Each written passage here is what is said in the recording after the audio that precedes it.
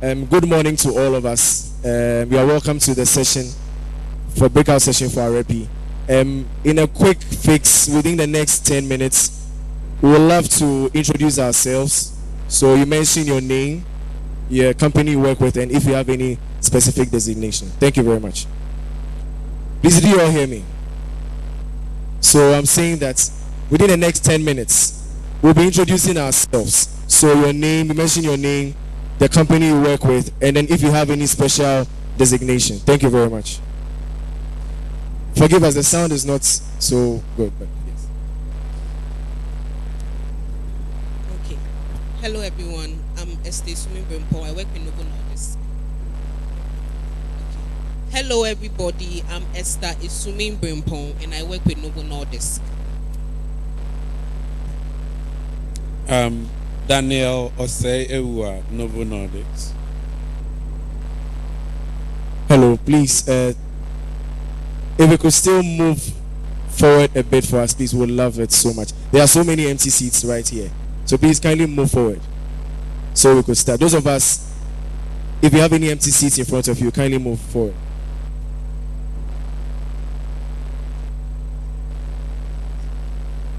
Roland, Novartis. Graham, AstraZeneca. Charles, AstraZeneca.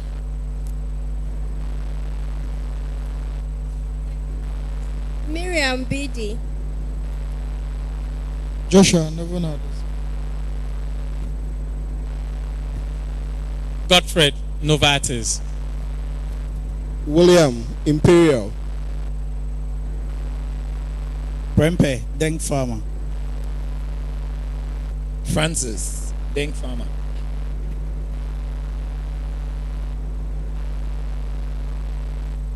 Joseph, Novartis. Kisant, Novartis. Eunice, MKO.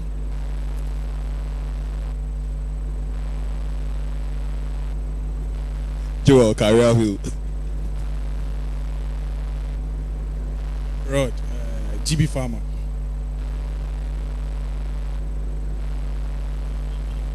Tyson, Beam Pharmacy. Philip, Unichem.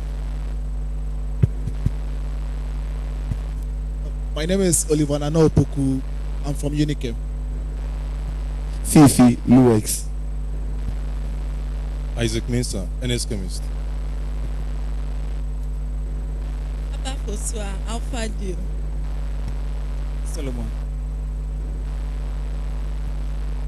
Maxwell, Jeff Pond Pharma. Richard Kojo Arthur, Life Science Pharma Limited.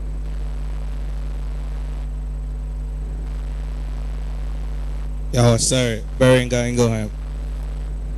Prince, AstraZeneca.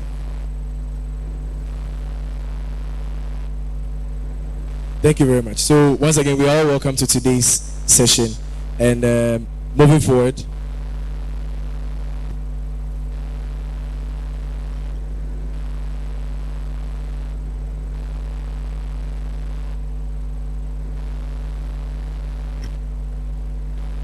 so we would want to invite our chairman for today, the president of the Arepi. Just a quick introduction about him, and we could take it from there. So our chairman has risen through so many levels as a medical representative. He's been with Pfizer as a medical representative, as a sales manager for Pfizer, as a country manager for Sanofi, a country head for Sandoz, a country head for Ghana when it comes to Novartis as well. He's in the person of Philip Selassie Taboto. With a round of applause, let's invite our chairman to give us the welcome address. Thank you very much. I didn't know that I've done quite a bit. Good morning once again. Good morning. Good morning, colleagues and friends. I'm very much excited to host everyone this morning. I'm particularly also because this morning I'm very glad to have in our midst some very special friends, people that we look up to as mentors people who've shaped our lives and careers, people who've guided us, even when occasionally, as reps, sometimes you want to play truant a bit. Those who are very sharp reps, sometimes you want to pass some corners and you'll be called to order. And Divine, thank you very much for joining us. For those who don't know Divine is the first head of Pfizer in Ghana. So for those of you who are enjoying from the works of Zitromas, Lyrica, Lipitor, Novax, Divine was the head of the team that was driving that business. Please, let's give it up to him once again. I think yesterday I met a colleague who is working with Beatrice currently, and I told her that up to today, I still remember my half-life for Zitromas, Novax, and Co. After years of not touching the slides. And this is what very good training and induction does. I think we should all look forward to that. I am sure many of you also have opportunity to remember products that you work very hard on. Yeah. And just to continue, in addition to what I have said, I know you all agree with me that we've had a very harsh external environment. The duplication of inflation and depreciation of the currency has led to very significant increase in prices. Products that used to sell at 200 cedis today is selling at over 500 cedis. I know customers, patients, pharmacies, doctors have had reasons to complain about why prices are high or complain about an issue or the other. And I believe in this meeting we'll get the opportunity to share notes, discuss our common challenges, and eventually pick one or two things from each other, because in meetings like this, that's what I take out.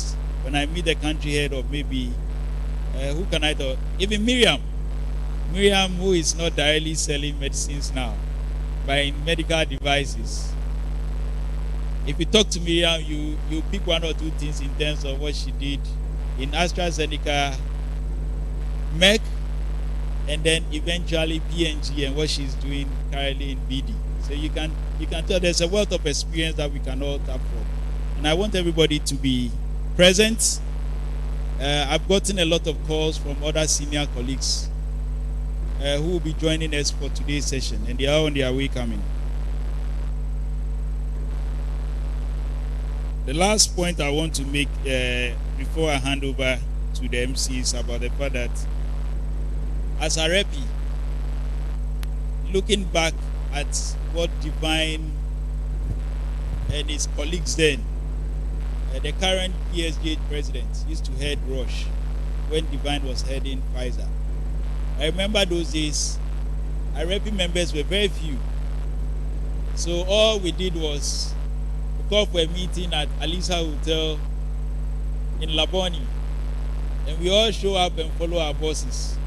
Sometimes just around a small round table, all our Arepi members are seated, and we'll have our discussions, order meals, and the managers will say, we'll take the bill. So it was nice for young pharmacists to say they belong to Arepi. Today, if you look at the numbers, and sometimes when I look at the data, we have over 100 reps. It is very difficult for managers to set up a meeting and say, we'll take out the bill in Kempinski or any other place. So, but I believe in forums like this, or fora like this, we get opportunity to interact beyond and take advantage of the opportunities that exist in the industry. So please, be present, ask questions, maybe the opportunity to your next job or interview may be sitting here. Whilst we are having a discussion, there may be a colleague in a company that knows about opportunity that you may not know that you can ask about. You may be in an industry where you have concerns about pricing, how you are managing one or two problems, and please feel free to engage and ask. And at the end of this meeting, I am sure there will be something that each and every one of us will take away from this meeting. So I'll hand over to the MC. Once again, welcome, and looking forward to very good deliberation. Thank you. Please a round of applause for our president. Thank you very much, Mr. Tabeto. So with the next item most of us are pharmacists, but we are in different, industries. Some are into real estate, some are into music, some are into different things altogether. And we are very privileged to have one of us, not just a pharmacist, a medical representative with AstraZeneca, to give us a short musical interlude. So let's give a hand round of applause for Lawrence Papanko. Yes. Please, let's clap as she comes. All right.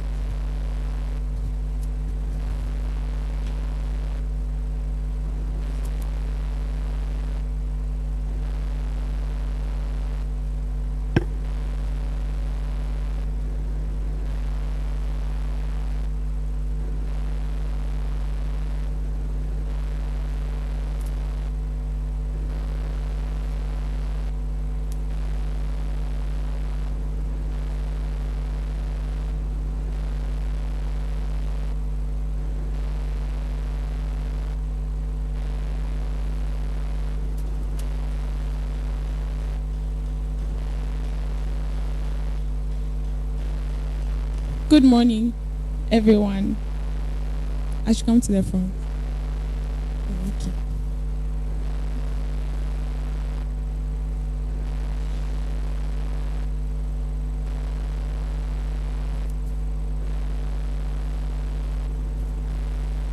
Please, the song I'm about to sing, I think the lyrics will speak to us. So, the song is for us, and we all know the song. It's just reminding us that we are one Arepi. Yes, thank you. As we wait for the sound.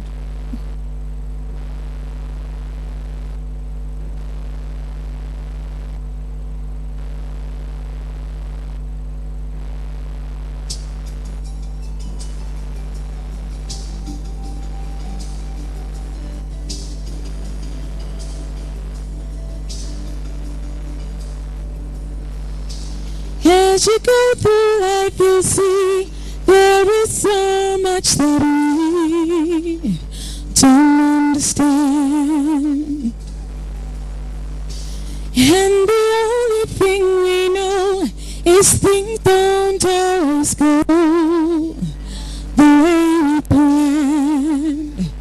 But you see, every day that will never turn away. When it seems all your dreams come undone, we will stand by your side, filled with hope and filled with pride. We are more than we are one. Family, family, we are one. Family, family, we if there's so much I must be, can I still just be the way I am? Can I trust in my own heart, or am I just one part of some big plan? Even those who are gone are with us as we go on. Your journey has only begun. Tears of pain, tears of joy, one thing nothing can destroy is our pride deep inside. We are one. Family, family, we are one. Family, family, we are one, you and I, we are like the earth and sky, one family under the sun. All the wisdom to lead, all the courage that you need, you will find when you see we are one. Oh, family, family, we are one, we are family, family, we are one, family, family, we are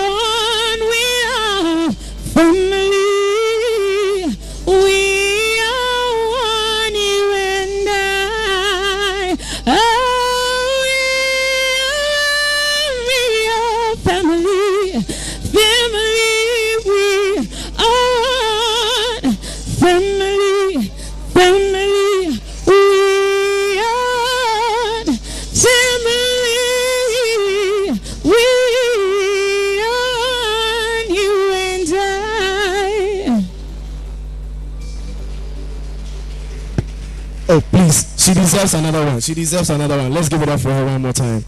Thank you very much, Lord Papanko. Okay. So at this point, we have Soundman. Thank you very much. Okay. So at this point, we have a What Do You Know session. And to take us through that is our very own Executive Secretary, Zilla Kwachisafu. Let's clap for her as she comes, please. Please, let's clap for her as she comes. Thank you. Good morning once again. Can we please fill up every empty space in front of you? Kindly, please. We are live streaming, so it has to look good. Please move forward. Thank you. Thank you, thank you, thank you, thank you.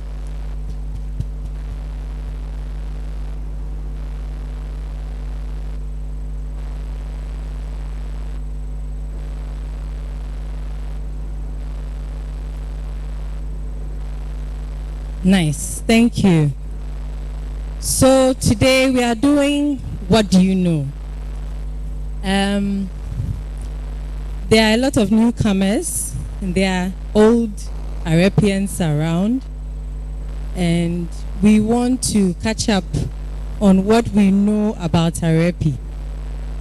I've seen some faces, those I can call. Those I can't call because I don't know their names, but I have a list. So let's start.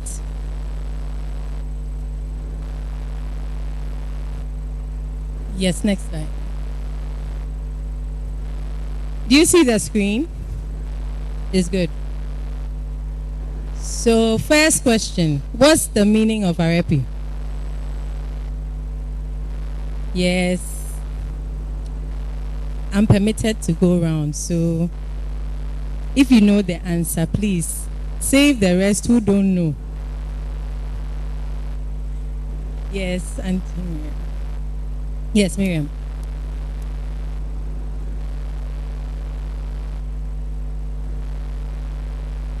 Correct. So she said association of ethical representatives of ethical pharmaceutical industries, right? I got what you said right. Okay. So if you listen carefully, we are representing pharmaceutical industries, but not just any pharmaceutical industry. We are representing ethical pharmaceutical companies. And when was this established? Any idea? This one, only the old ones can help.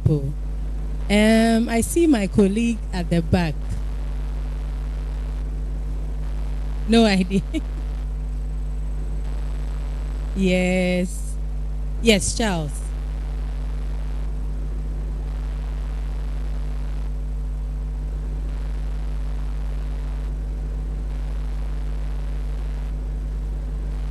Unfortunately, I'm not answering your question, but just as just as part of the meaning of Arepi, most of the time there's always a misconception that ethical means originator. I mean, ethical doesn't always mean originator. Ethical means practicing the profession with standards. It doesn't mean, because I've had the question many times. I'm in a generic company. Can I join? I'll get questions from East Cantonments, reps in East Cantonments, NS Chemists, Luex. I mean, so many companies. By the time I joined AstraZeneca, before I joined AstraZeneca, I was with Atlas Pharmacy, I was with Unichem, but I was still with Arepi, because it's the ethics of the profession that is important, and it's always ethics that takes you far. So when we say ethical, we just mean practicing with standards. That's what we mean. Thank you, Mr. Organizer. So that's our Honorable Organizing Secretary. Thanks for the elaboration and expanding it so that everybody gets a clear view of what Arepi is all about. So when was it established? Yes. Any idea? It was in the 90s. So that's a clue. Free. Guess. Take a wild guess. Yes, lady at the back. Oh, you're the only lady in that corner. I told you, if you sit isolated. Yeah. 98. Too late. Yes. Someone says 93. Close. Middle. No. Correct. Oh, I wish I had candies or something. So it was established in 1991. Next slide.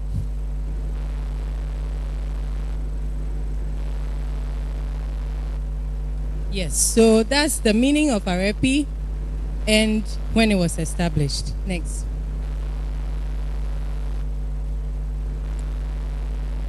Next.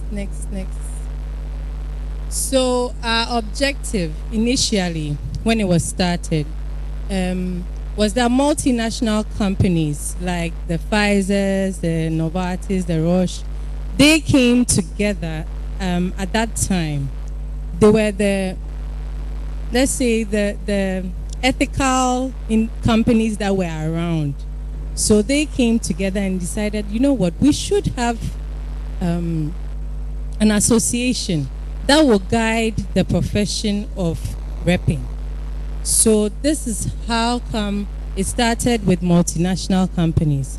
But as we have evolved, years and years of repping has occurred, and now we are open to other companies. So it's not just multinational companies, but initially it started with multinational companies, and our focus was to build an environment for sustainable access to quality medicines or healthcare. So healthcare including devices, vaccines, all that. What are our affiliations? Who is connected to Arepi?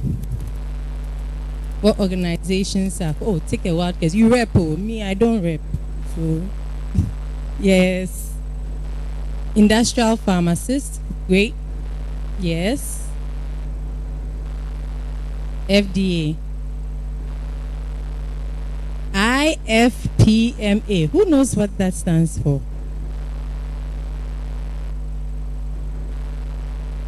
Oh. Obviously, international something. Yes, Mr. Sechi Brown. IFPMA is International Federation for Pharmaceutical Manufacturers Association. Thank you. All right. So that's an international body that Arepi is a member of. There are other African associations that are part of that international body. And we are part of it because our companies are representatives on their boards. So you have the multinational companies that Arepi, who hold Arepi, right? They are part of the IFPMA. And so by virtue of that, the association is also part or is a member of the IFPMA. And this was established in, we became a member of the IFPMA in 2018. Next. So we have PSGA as a practice group. We are part of that. We're part of PSGH in 1991. We are part of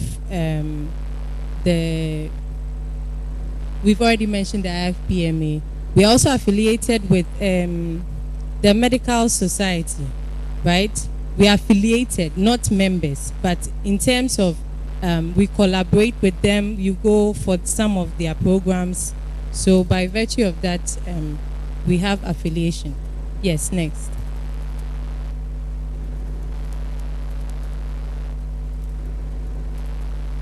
So we are coming to do history of Arepi. Yes. Next, please. Who are our founding fathers? Any idea? Think of the oldest PSGH member you know.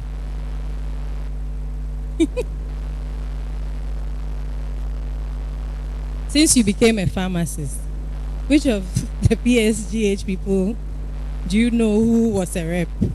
Maybe he was there. Yes. Pretty lady. Any idea? Divine. Hey, Divine, what fancy? Yes. Somebody says Charles Donto, right? David Donto. The younger ones. Mm-hmm. Charles Foggio. Oh, you have good. Yes. Take a guess. The PSG president. Which of them? Farm Donko. Oh, okay. Yes, he's also a candidate, right? Who? Sapo. Edu Sapo. Okay, let's find out. All right. Next, please.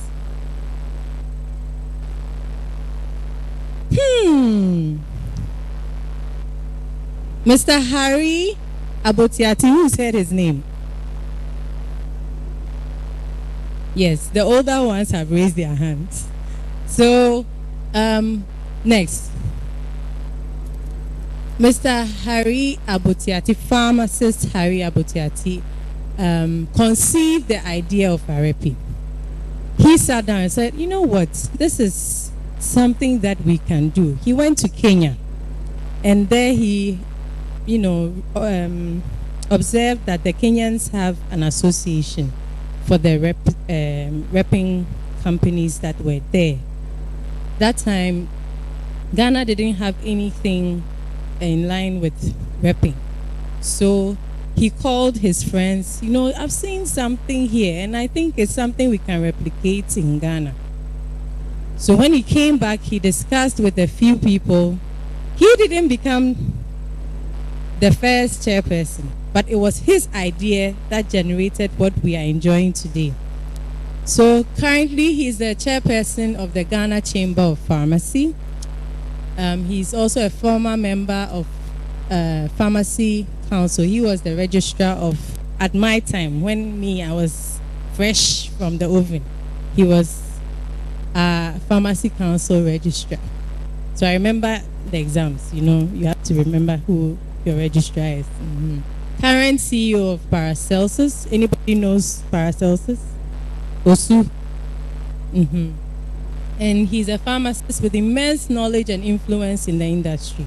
So that's why we have him now as CEO of the Ghana Chamber of Pharmacy. Next, please.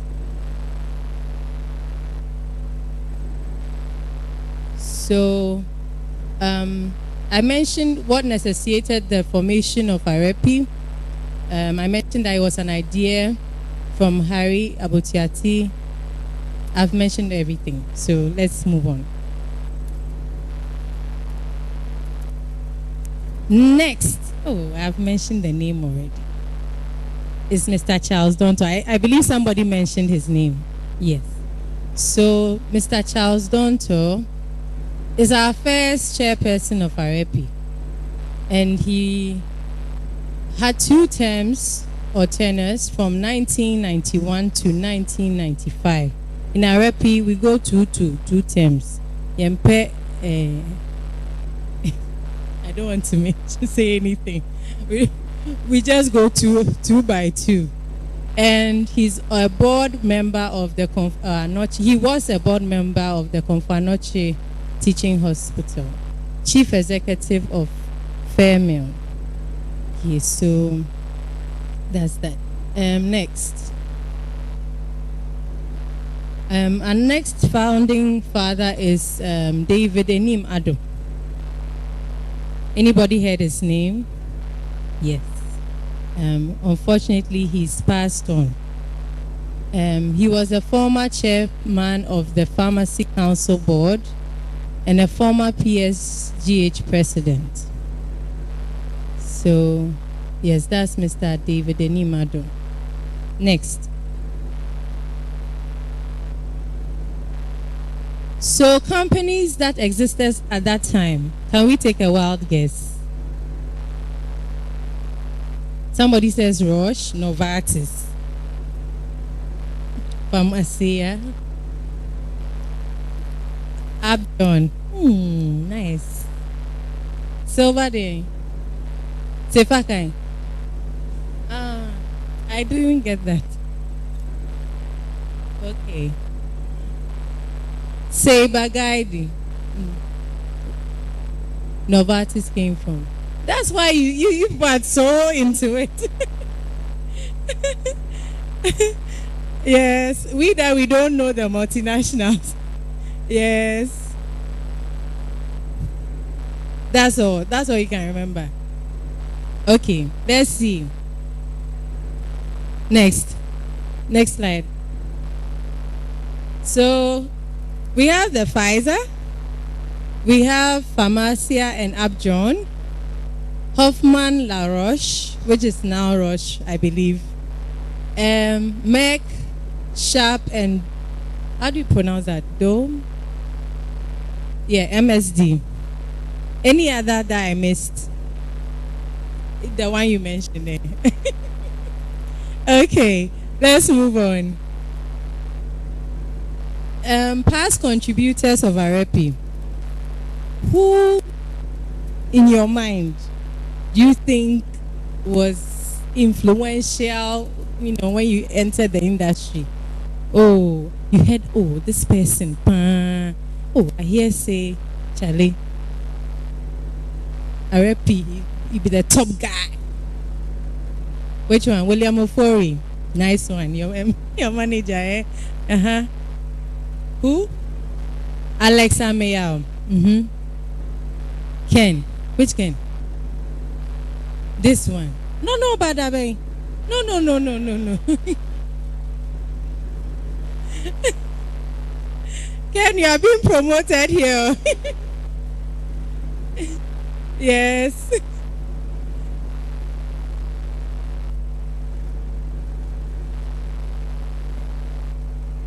Yes.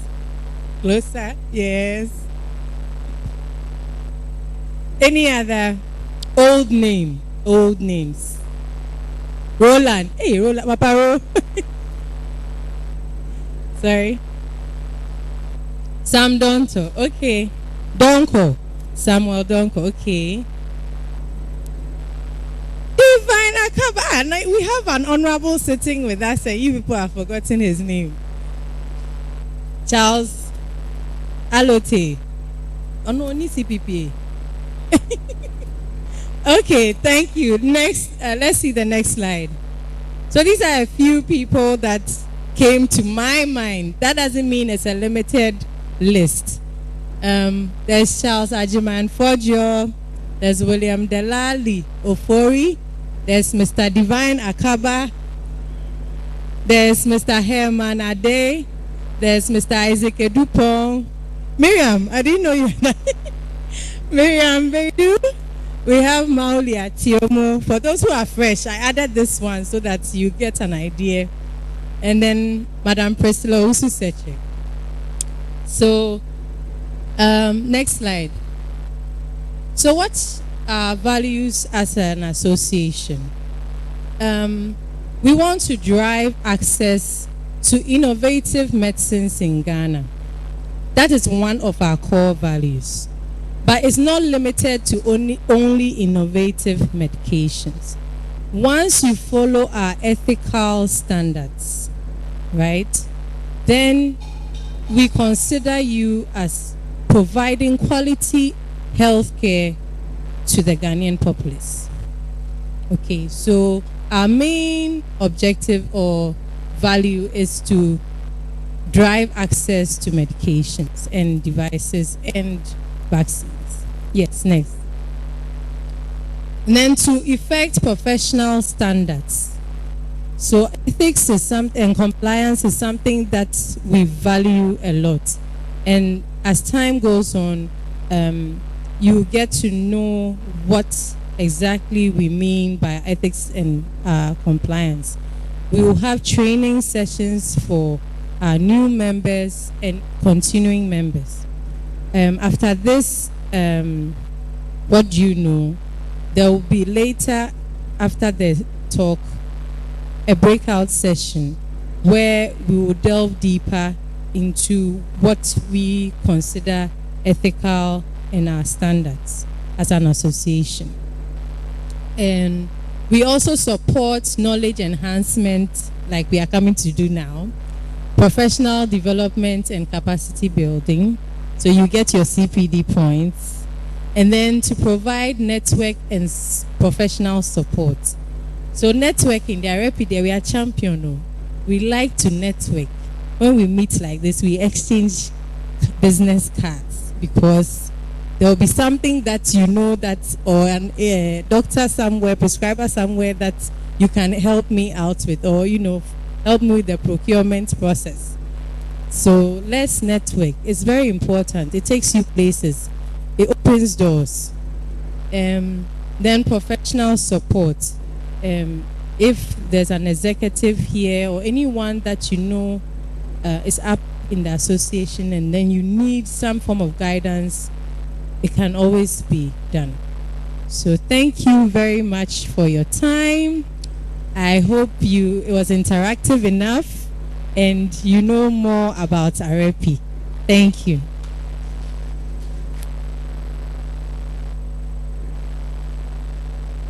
Thank you very much. Please let's give it to her one more time.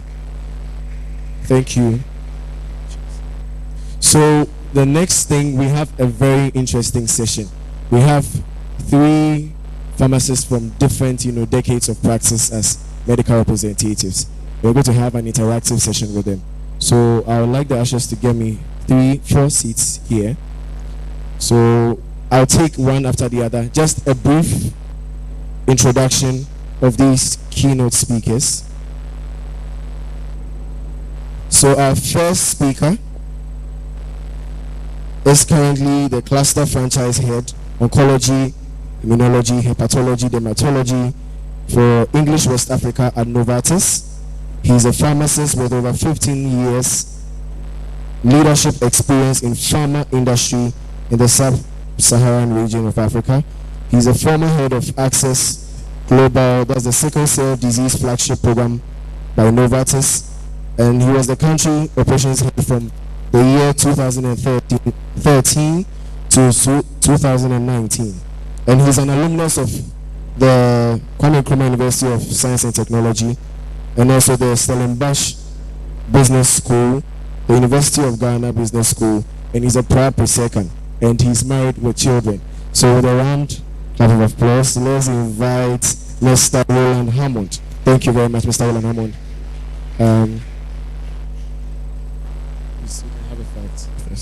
Please let's give it to him one more time. Thank you very much. Our second speaker is currently the territory manager for French West Africa at BD, that's Becton Dickinson and Company. And she has 13 years of experience of sales and marketing within the pharma industry. And this spans across various multinational companies, including AstraZeneca, Merck Consumer Health, and Procter & Gamble Healthcare. She also served as the chairperson for the Ethics and Compliance Committee of this great group, where she facilitated the drafting of the Code of Ethics for Sales and Marketing for Pharma Industries in Ghana, in collaboration with the FDA. She is a recipient of quite notable awards. That's the African Impact Award from Merck Consumer Health, Values and Integrity Award, as well as the GEM Award from AstraZeneca. She's a proud alumnus also of KNUST. She's married and a proud mother of 3. Let's also invite Miriam Badu to join us here. Thank you very much, Miriam Badu. Let's keep on climbing as she comes, please. Thank you very much, Madam Miriam Badu. The next person, as you can see, it's in successive generations. The last speaker is a young, vibrant and single pharmacist. That's interesting. And he doubles as a key account manager, oncology and renal medicine, and a sales rep at Pharma Symbiosis. He attended University of Ghana, was a popular TA and president of the Pharmacist Students Body. He is a proud alumnus of Ghana National College and a popular historian of African people and their impact on most social media platforms such as Facebook. Let's also invite Mr. Reginald Sechi Brown from Reginald Sechi Brown. Please let's keep on clapping as he joins us.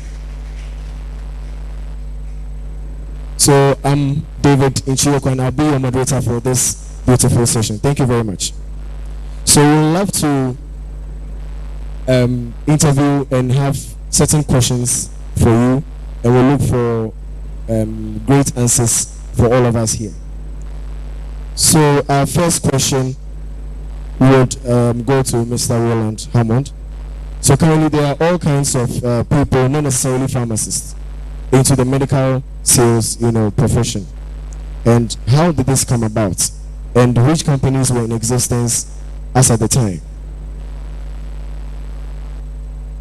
Good afternoon, everyone. So it will be extremely sacrilegious on my part not to pay homage to the likes of Divine Akaba, because Divine were the forefront of Arepi and the forefront of multinational pharmaceutical selling in the country, and the likes of Samuel Doko, Charles Forjo, Johnny Alote, and Donko, Charles Donto, Charles Forjo as well. So I want to say respectfully a very big thank you to our trailblazers, because they actually opened the floodgates for all of us here to govern around multinational companies around Arepi. So a very, very big thank you to the likes of Divine and Co.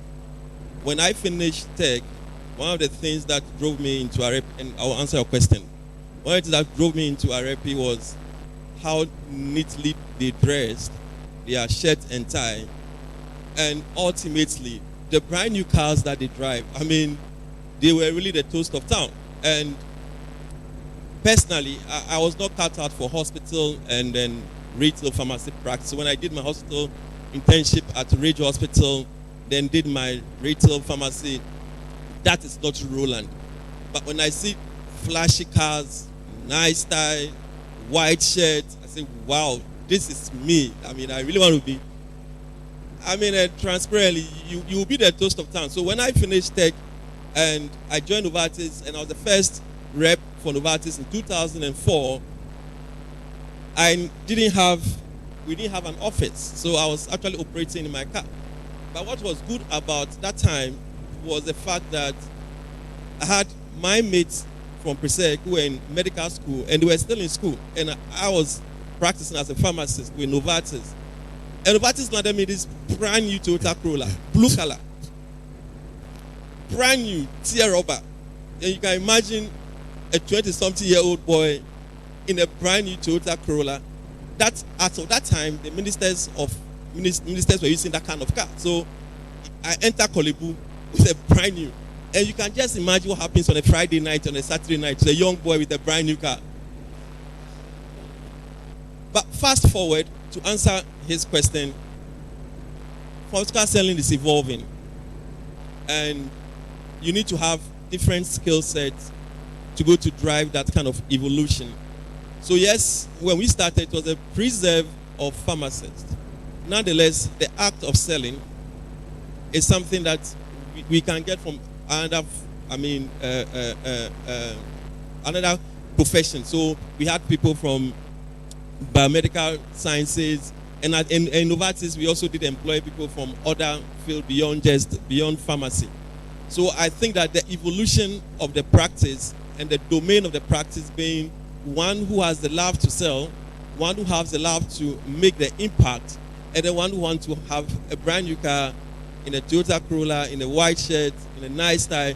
Those were, for me, were the attributes. But the governance around getting other profession to join Arepi or to join the act of pharmaceutical selling evolved somewhere, I think, in the mid-20s, because I mean, in the 90s, I think they were more into pharmacists. But in the mid 20s, there was an evolution, and we started having other professional bodies join us in the spirit of making impact, putting the patient at the center of all that we do, strengthening healthcare system, and making sure that we expand access. So other groups came in, and in fact today we are talking about even last mile delivery with Zipline.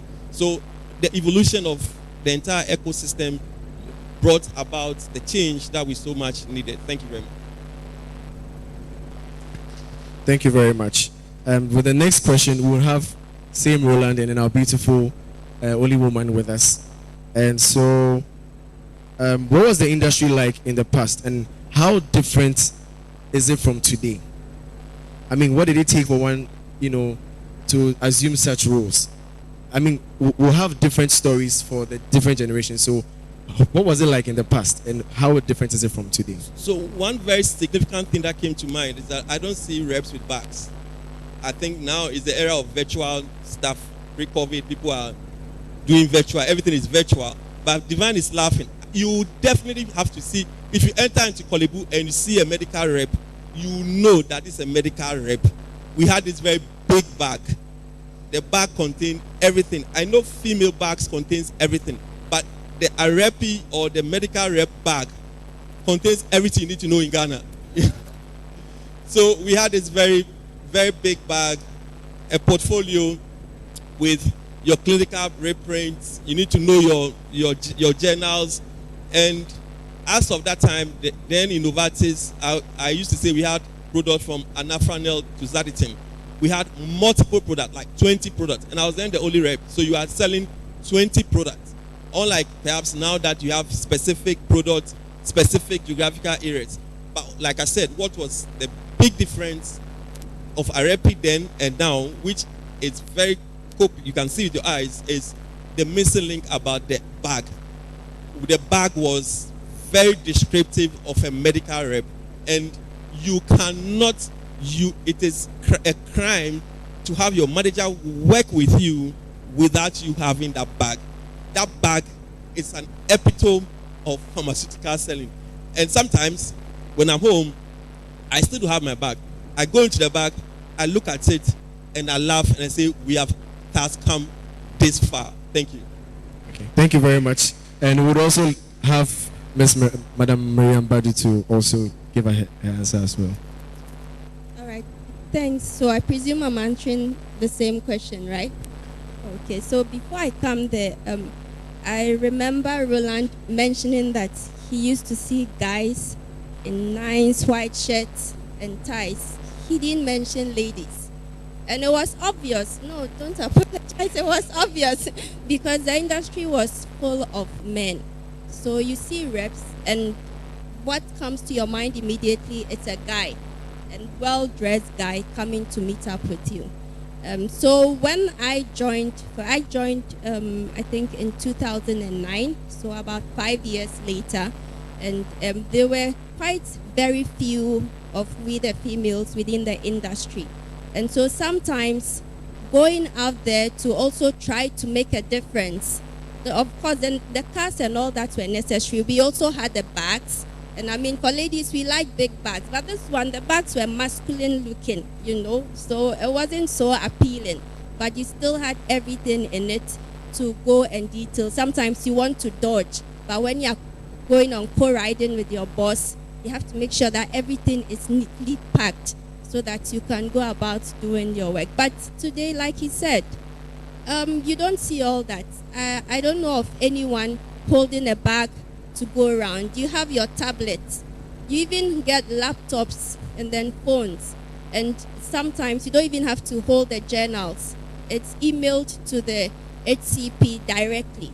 So we've really come far, and it's been an innovative era. So it's good that we reflect on where we came from, where we are going to, and make sure that it's an industry that it's more enjoyable and it holds to that kind of prestige it had in the past.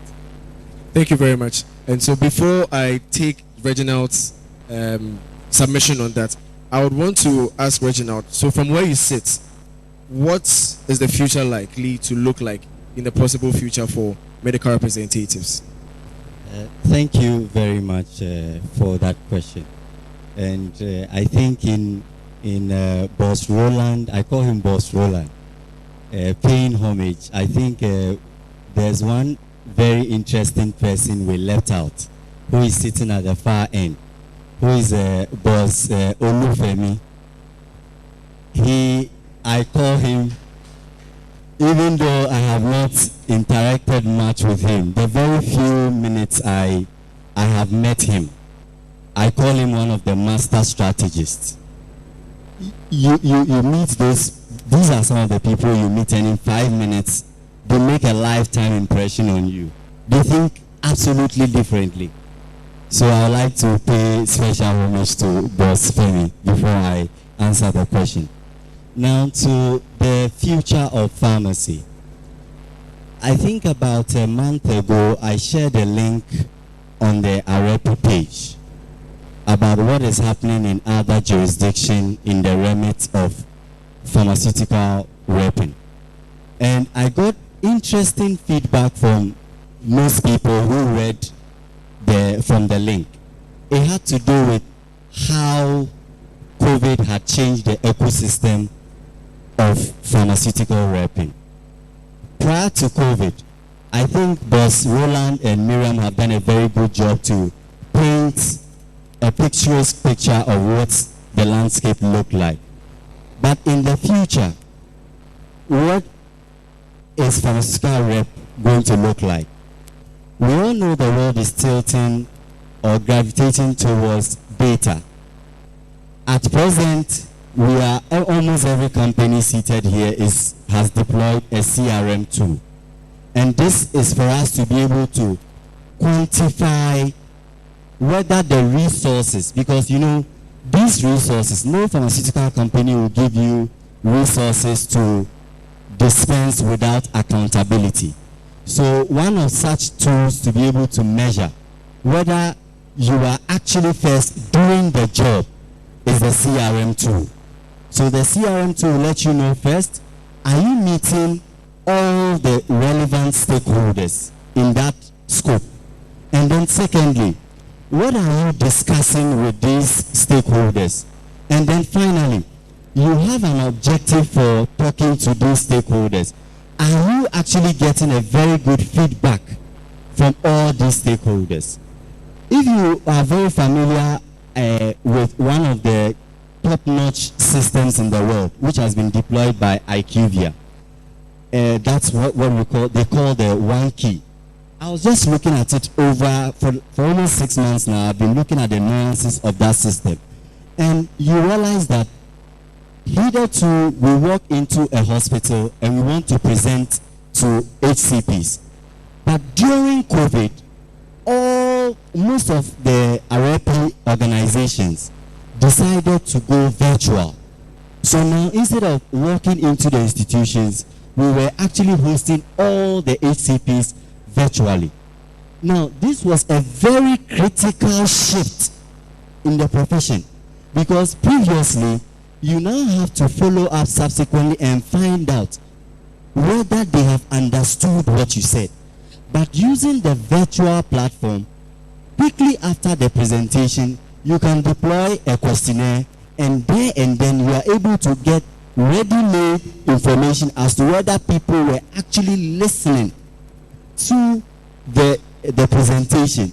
So previously, you will spend probably maybe a month to schedule meetings to now ascertain whether people had actually understood the presentation.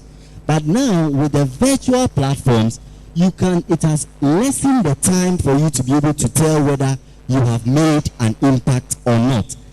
These are subtle changes that we are not seeing. But it is something that in the outside world, right here in Ghana, we are experiencing this paradigm shift, which we are supposed to see that we have transcended beyond what used to pertain and presently. Now, secondly, there is a system that is being run in other jurisdictions when it comes to pharmaceutical sales rep.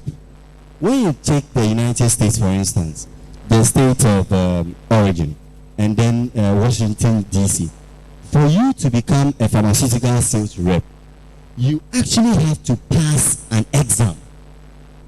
Outside the fact that you are a pharmacist, because as a group, they have agreed on certain codes of practice.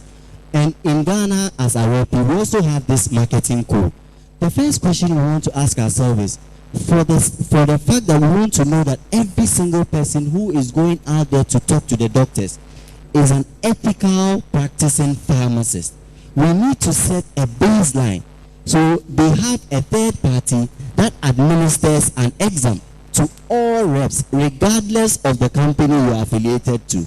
So in the future, as a profession, we may want to look at this direction where so the reason why this is critical is because at present, doctors see reps mostly as salespeople.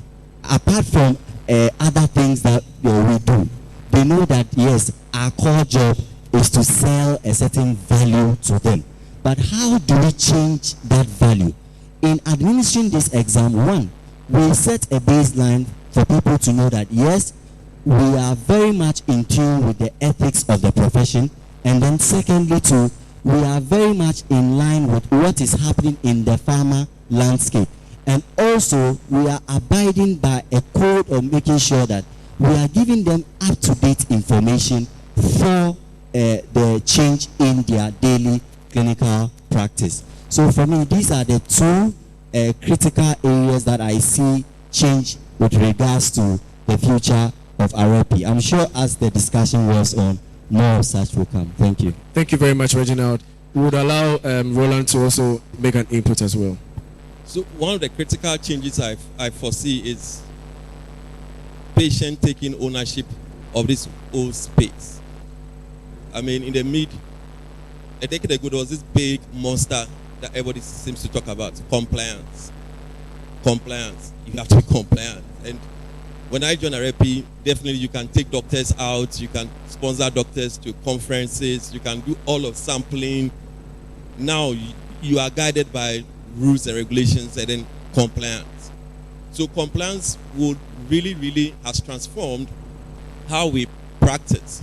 But going forward, there's going to be a lot of scrutiny on us from the patient side, because patients are evolving, they are getting very knowledgeable, and we'll be asking a lot of questions. So aside the virtual nature where we are going to drive our discussions with HCPs, the nuances of patients and patient association groups will also play an important role in how we detail and how we work within this space as well. But the monster core compliance also did transform how we operate in terms of detailing and working with HCPs. Thank you. Thank you very much. Miriam would love to add something to what Roland said has reminded me of an experience. So a patient once called me and said she had gone to see a doctor, and her medication, her hypertensive medication she's been taking, the doctor told her it wasn't necessary. It was from an innovator company.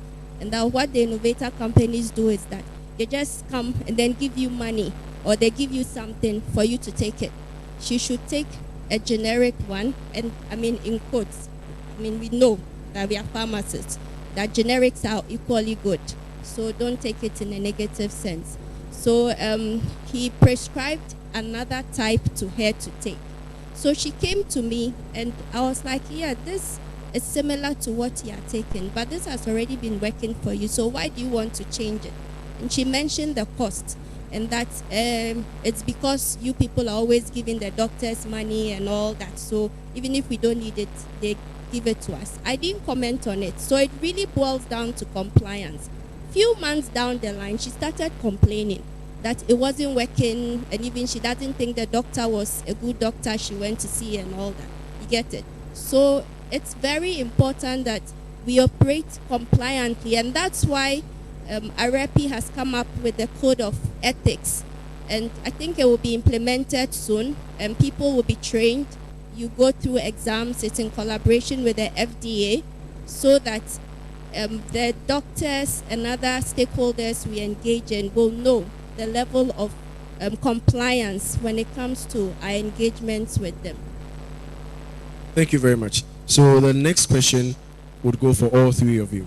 So, what are the top 3 key lessons that you have learnt in your career in pharma or pharmaceutical representative?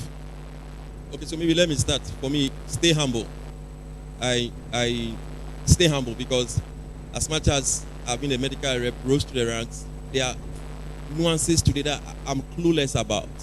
So stay humble to learn, to relearn, and to unlearn. And learning can be found anywhere. So as I interact with new reps, it's an opportunity for me to learn. So I'm very humble in my interactions with everybody I get to meet. And then be curious. I try to ask as many questions as I can. And it's all in the spirit of learning. But one thing that actually also drives me beyond just salary is the impact we are making, because transparently, we are in the healthcare space and we are impacting lives. I may not stand in the pulpit to preach because I'm not called out as a pastor, but I'm saving lives through the work that I do. And that for me, those 3 elements, be curious, stay humble, and then the impact story. Those are the 3 key learnings from my side. Thank you. Thank you very much, Miriam. And for me, one is being persistent and consistent. And I was trying to Google the meaning of persistence. And one reference said, the act of stubbornly continuing to do something. And if you've been in the repping industry, you will know how true or important this is. Let me use an example. There was a medical doctor in one of the very top private hospitals in Accra, and he was a medical doctor. And during my time, he was very, very stern looking. He didn't like reps. He could just embarrass you in front of people. But we really needed him for that institution because they could buy the product. So what do? Do you say that, no, I wouldn't go there? Then your competitor will go in there. So being persistent, I mean, I was always there. He would still embarrass me till it got to a time that he realized that he needed to listen to me, but he still needs to get rid of me. So you know what? He told me that I can only see him in the mornings at 6:30 a.m. I didn't wait for some days, weeks. No, the following day, 6 a.m., I was there. As he was driving in, I met up with him, and he was so surprised. And since then, he really liked me, and I mean, we fostered a good relationship. I had my products into that hospital, and I was also consistent with my messaging with him. So for me, being persistent and consistent. And then 2, being an active listener.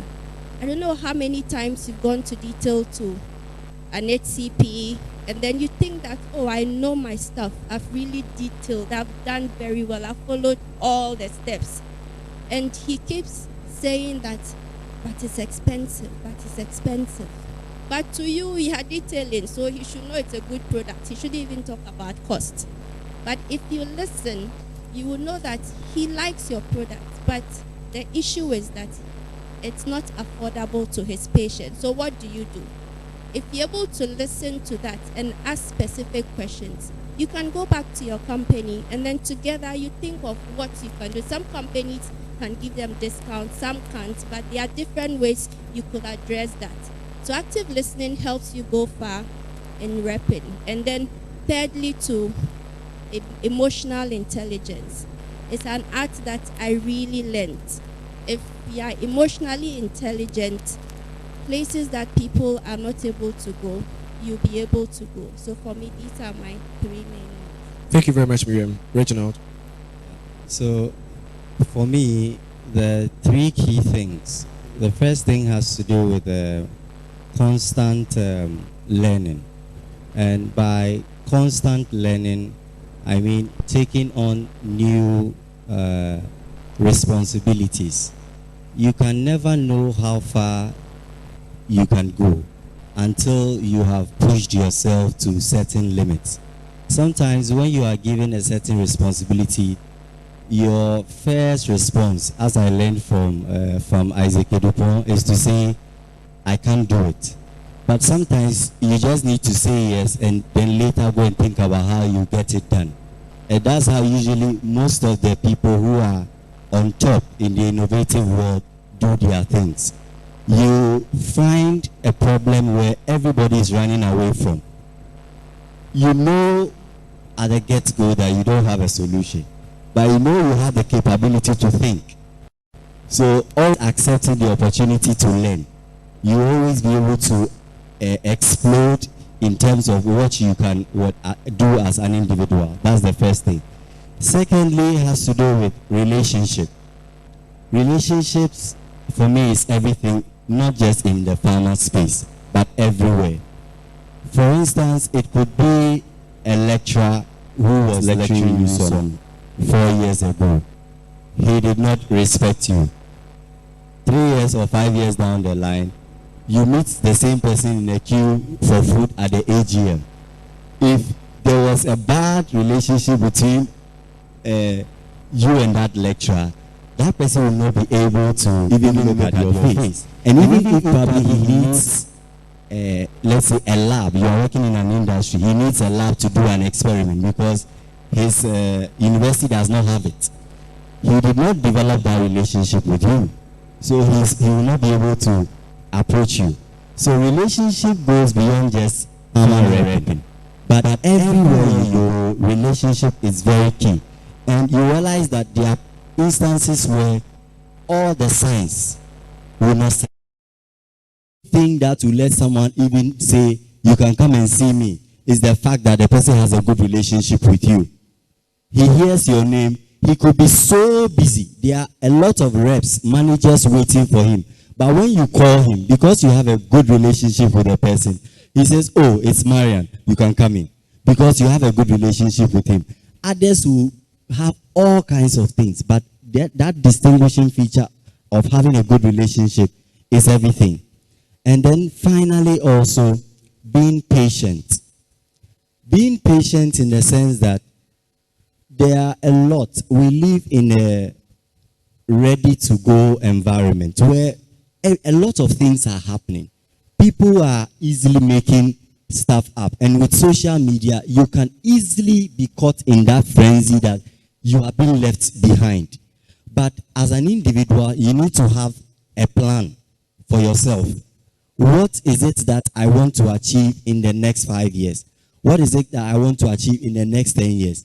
Because once you are patient, you are very conscious about building the right structures, not cutting corners, and then also establishing very good relationship.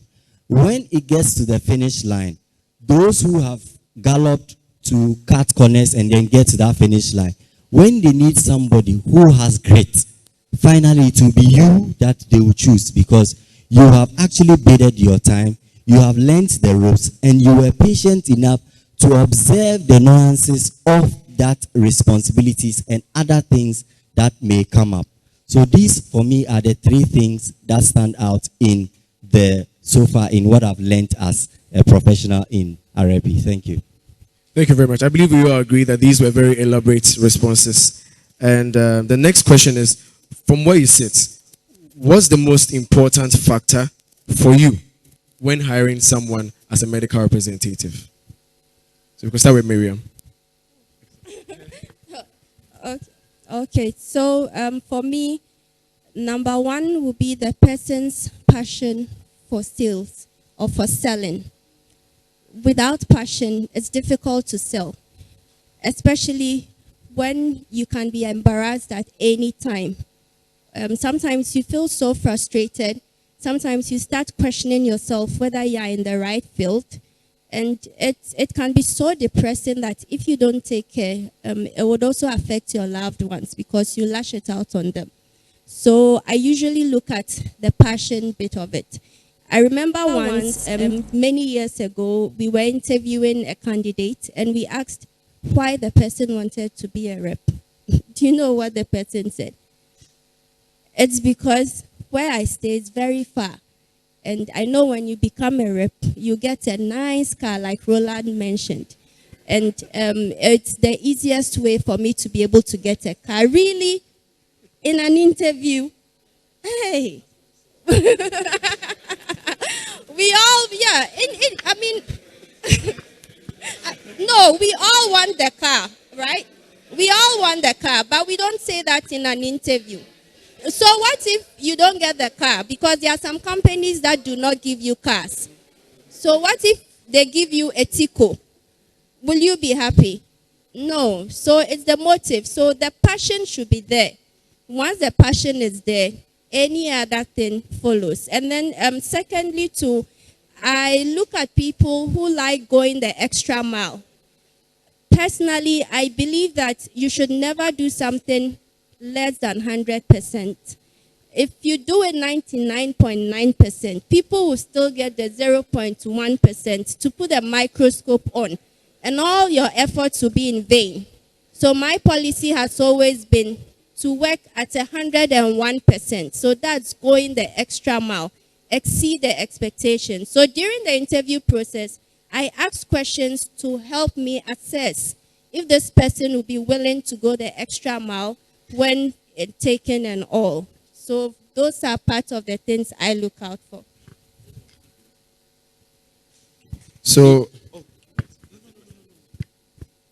okay, just to add to what Miriam said, I mean, passion for me is everything. And you know, when it comes to interview, you only have like sometimes max 30 minutes to interview someone. So I look out for the person's hunger for the job, how far the person wants to go, going over and beyond, and the attitude, because I believe that attitude is everything. In terms of the skills, you will definitely be trained, but I look out for the attitude, the passion, and even if you're a new rep, you've not done repping before, a rookie, there should be some life experiences that you should be able to share with me that would let me know that you can do this job and go over and above it. So those are some of the things that I look out for: passion, your attitude, your seriousness to deliver. And then, off it or not, I mean, as a trick to you guys should also have some references, so people that we can also call on to get insights about your work attitude and what you bring on the table. Because interview, I'm a proponent of maybe not even interview only is 30 minutes, and sometimes you need to also look at your. Sometimes I look at my gut feelings as well. Something about this person doesn't sit well with me. I may not say no to the person, but I'll go deeper. I would ask questions. I would go back, check who knows you, do a lot of due diligence, and then hand over the work to you. Often than not, we are right. Sometimes people come to interview, like Miriam said, they can give you all the nice stories you really want to hear. They can even go over and beyond. They might even become a threat to you in the call of interview, because the kind of things they are saying, they have been well trained, and they come on the job and they don't deliver. So experience and wisdom we also do rely on in our selection of medical rep or any other role that's made available. Thank you. All I'll add is resourcefulness. Resourcefulness. So an organization puts you in a certain territory. The truth is, you cannot be taught everything by the organization. And every hospital, any territory you find yourself, will come with its attendant challenges. It isn't about babysitting. There are times where you have to put one and two together. And by being resourceful, you always discover certain things that ordinarily any other person will not do. So for me, if I were sitting on an interview panel, I want to see examples of someone who is very resourceful, because every organization has finite resources. And then more importantly, COVID taught us that there could be turbulent times where if in normal times you have huge resources at your disposal, you could function at a certain level. But during certain turbulent times, you need those reps, you need those people who, with little, they can cause an inferno. And this is how resourceful people think. Just a little spark, and they can turn things around, because they are able to piece a lot of disjointed things together and give you very good results. And this is what every organization wants. Even if they have the resources, usually you want to use minimal resources to maximize results. And this is where resourcefulness comes in for me. Thank you. Thank you very much to Roland, Miriam, and then Reginald. The next question, we are looking at growth within the pharma industry. We're looking at the trajectory, moving through the ranks. So, do you think that organizational politics plays a role and can determine a person's career journey in that organization? Yes, so let me take this one. Okay. So I think organizational policies will politics. Politics. Yes. Of course. This anyone who is very familiar with Robert Greene. Robert Greene writes so much about human nature, and he has this book on his last book before the bomber was on human nature. And the very first chapter, he has a quote describing how human beings behave. That human beings will present themselves in several forms.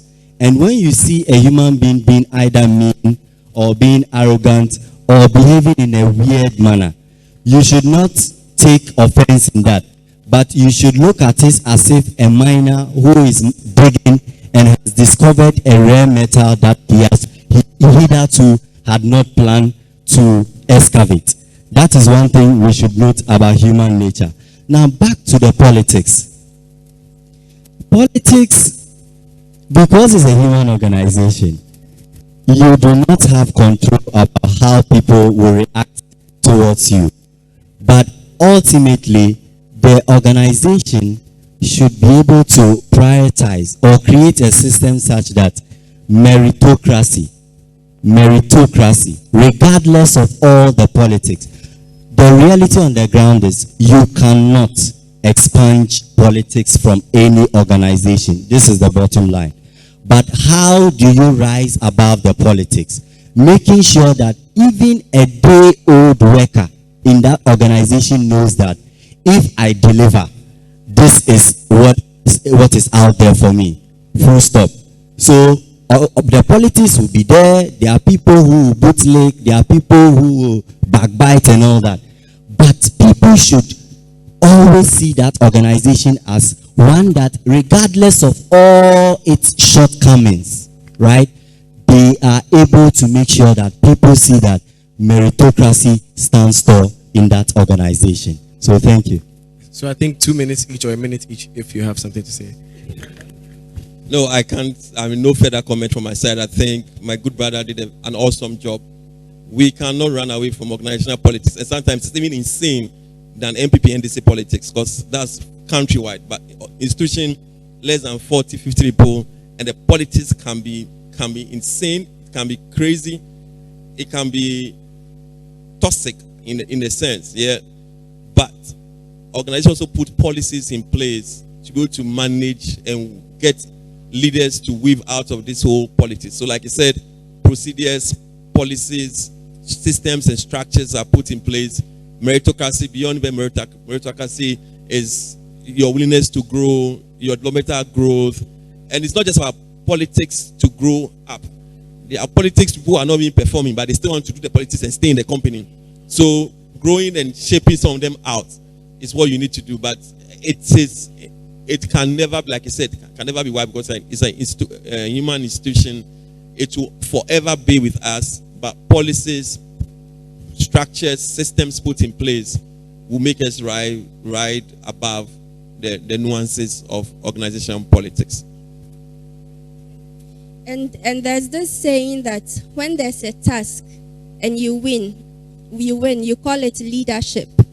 But when you lose, you say politics.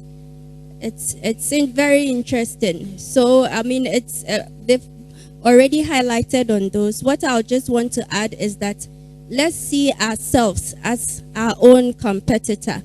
Let's not look at the other person as being the competition within the organization. So I'll do everything to project myself better than the person. When you have that mentality or that mindset that you are competing against yourself, who wants to change the winning team? If I'm working under Roland and he sees I'm doing exceptionally well, do you expect that he will give a role to someone else, Amma, whom he knows Amma is not performing, but Amma is doing everything possible to get that role. And that will be a lot of work on him. Because if Amma doesn't deliver, it's going to put a lot of pressure on him. But if Miriam delivers, his pressure goes down. Yes, so it's important we see how well we manage it, especially with organizations that do not have effective policies in place. So thank you very much. So this will be the very last question. We'll dwell on Miriam just for this one. So where times are evolving, and we are moving to the times where we are accommodating more women into this space of commercial, marketing for or as medical representatives. What's that one thing that ladies who find themselves in this field of practice of pharmacy, what is that one thing that they should not compromise on? Okay. So before I answer that, let me borrow Roland's phrase. Before I answer that, earlier on I mentioned that in the industry we had very few women, and it's really encouraging to see a lot of women now. When I joined, the company I was joining, they had categorically stated that they didn't want any females. They were really pressured, and they had no choice but to take 2 of us ladies. So once I joined, what do you think I should do? I needed to prove to them that taking on ladies would be one of the best things they could have done. So I made sure I worked harder. Well, others worked harder, but in my mind, I worked harder. Yes, and to the extent that even when I was pregnant, my first trimester was very terrible for me. Always throwing up and all those kind of nuances and stuff like that. I didn't make them see that. They didn't know. I diligently still worked. There were even times that I'll be working in Kolebu and a consultant would see me and say, "No, Miriam, I have to detain you and put some fluids on you." And nobody knew that, because I'll get up again and then I'll continue working. And my reason was simple. I wanted more women to come into that field. So I didn't want to, I didn't want to give excuses just because I'm a woman. It will also deter companies from taking on other ladies. So for me, that has always been my mandate. And I'm very proud to say that when I was leaving my first company, there were more women than there were men. So today, coming back to your question, in the industry, yes, it's just like the corporate world. We used to hear them say, being a woman, being into sales, you have instances whereby you need to compromise on certain things so you can meet your target, reach your target and all. What I can say is that always make sure you do not compromise on your standards of integrity and self-respect, because there can be cases whereby you do compromise on those, but you still don't achieve your objective. What happens? You lose your worth.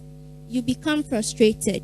You can end up with depression. So that is one key thing I would say, that now you may think you don't have the choice because you think it may be the right thing to do, but later on it will come back to bite you.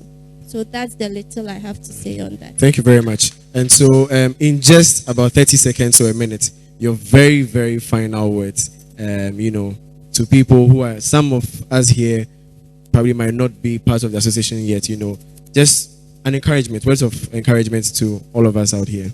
So for me, I would like to briefly state that as young pharmacists, we should be willing to build. In fact, it's one of the reasons why I joined my current company. Because usually for young organizations, you have to put a lot of structures together. And then as the problems come, you develop certain policies here and there. Some companies have been in existence for more than 20, 30 years. So the structures are already built. So if you are a young pharmacist, the opportunities are not only limited to organizations where, let me put it in the local parlance, abendada. There are certain situations where you have to find yourself to build for others to leverage on. So regardless of where you find yourself, know that what you build will now be that paradise that others will be enjoying.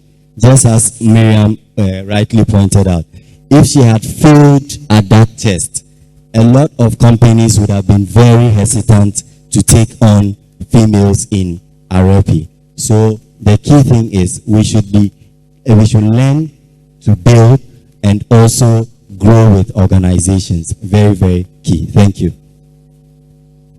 So for me, I want to say that be true to yourself. Do not be shy if you don't know. I mean, there's nothing about saying, I don't know, I want to learn.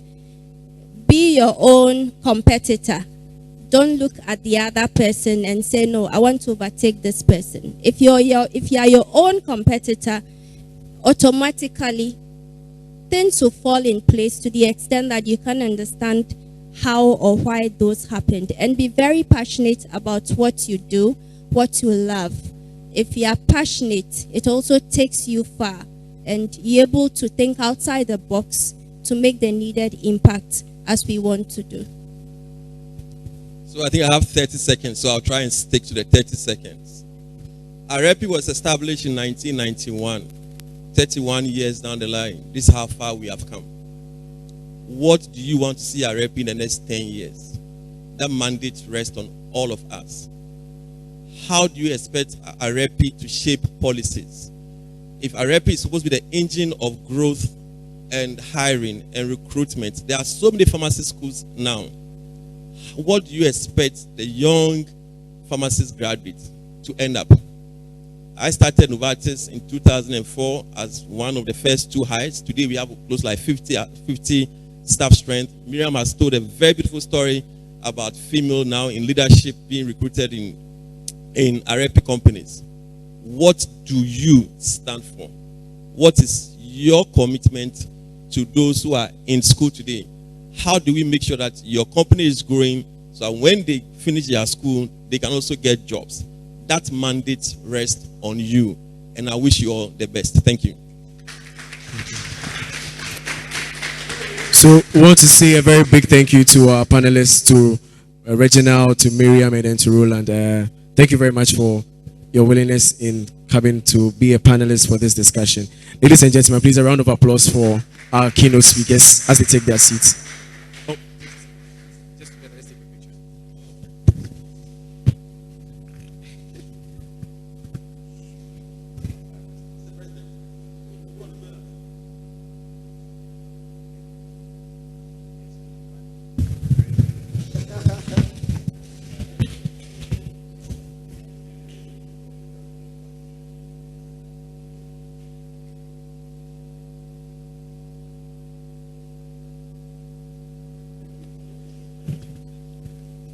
Thank you very much. Please let's clap for them as they resume their seats. Ashes, please could you help us with the seats? Thank you very much. So next on our bill, we'll have our financial report. Okay. Just a second. Hello.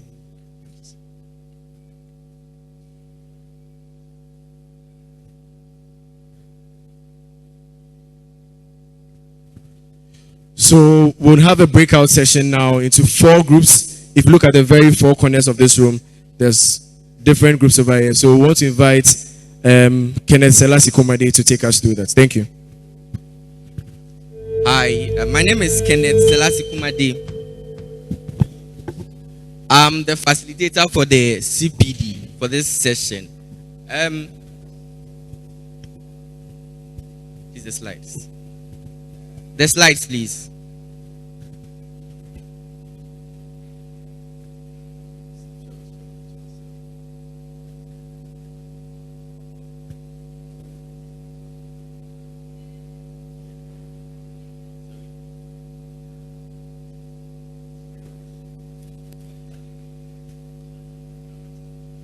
Hi, please, you are not done. Hello, please, can you kindly take your seats?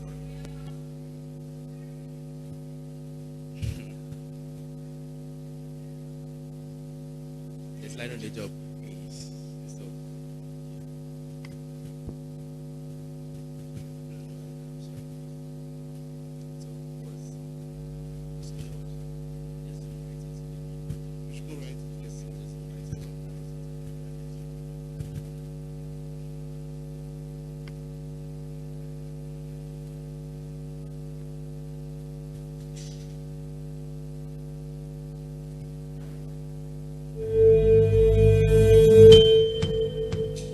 Okay, so this is a video from our Deputy Registrar for Professional Development. So let's see what he has to say for Good us. day, my fellow pharmacists. My name is Albert Redu Akun, and I'm the Deputy Registrar for Professional Development with the Pharmacy Council of Ghana. I want to send a message to my colleague pharmacists that we should be professional in everything that we do. And in so doing, we have to always partake in the continuous professional development programs that Pharmacy Council has accredited for all pharmacists. Please, let's not just participate for participation's sake because we want real licensure to be done. We should participate and gain knowledge because our profession is very dynamic. Things change day in, day out. So in attending such programs, I believe we will acquire more knowledge to help us in our day-to-day work. I also entreat all colleague pharmacists, those who find themselves in facilities, to be there to provide the professional service that is required of us. Many times you go to facilities and you don't find the pharmacist in there. There might be varied reasons for that, but I am entreating you. Let us be there. Let us provide the professional service that our clients require so that we uphold the image of pharmacy practice in Ghana. Thank you very much.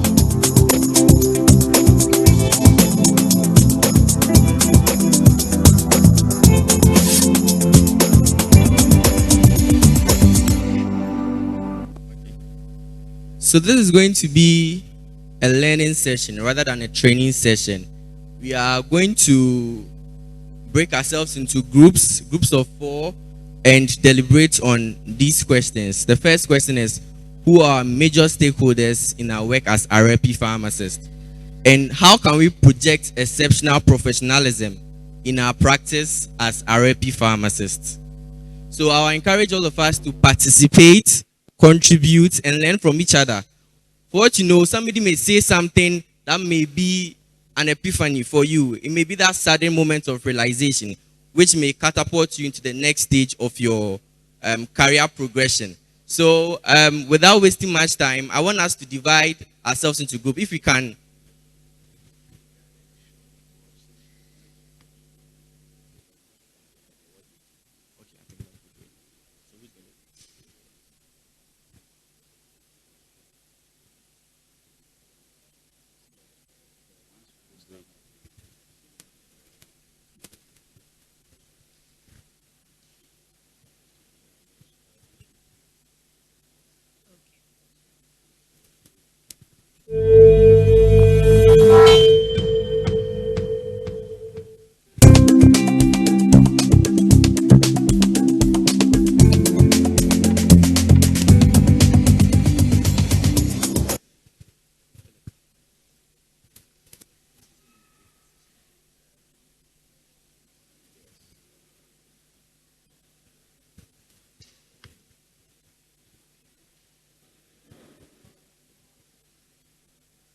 Before we break out into our groups, there's going to be an award session. And I'm going to invite Zila to help us with this session.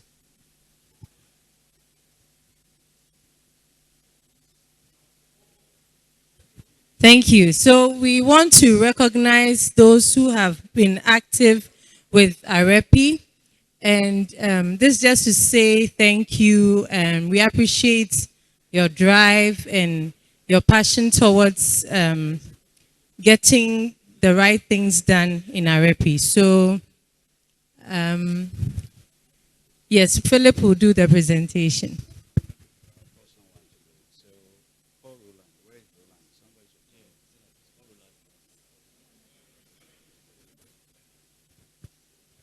Maybe you can put it here. So good afternoon, everyone. I think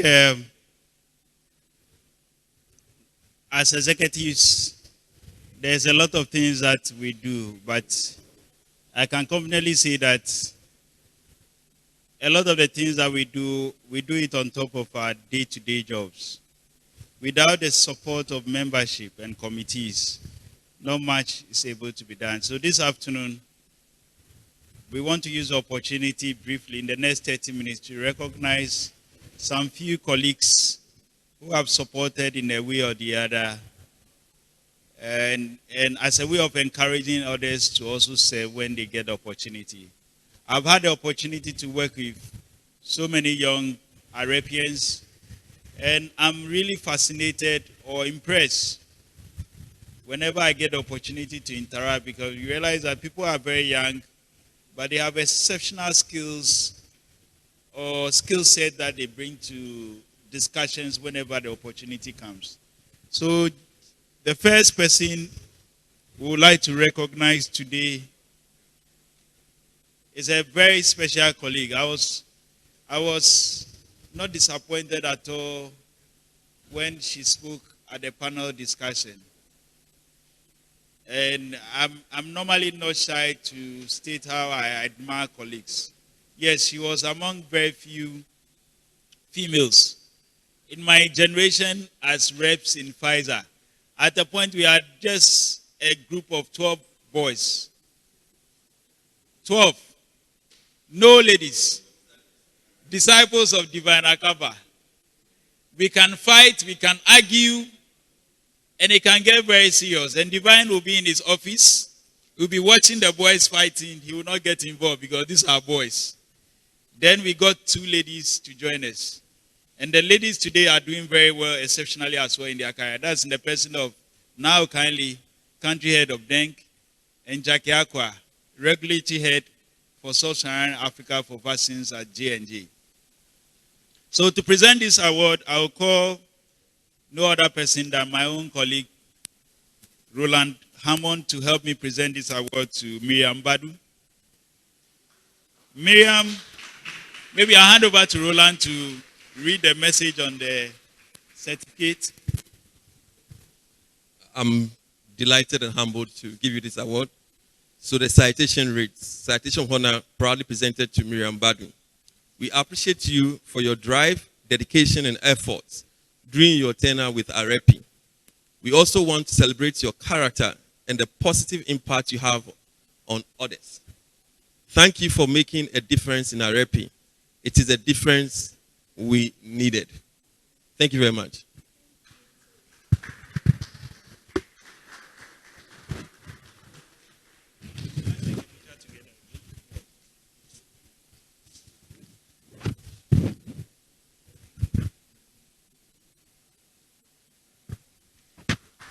Thank you very much, Roland. So for your information, before Arepi became affiliated to the IFPMA, there were certain conditionalities Arepi was supposed to satisfy.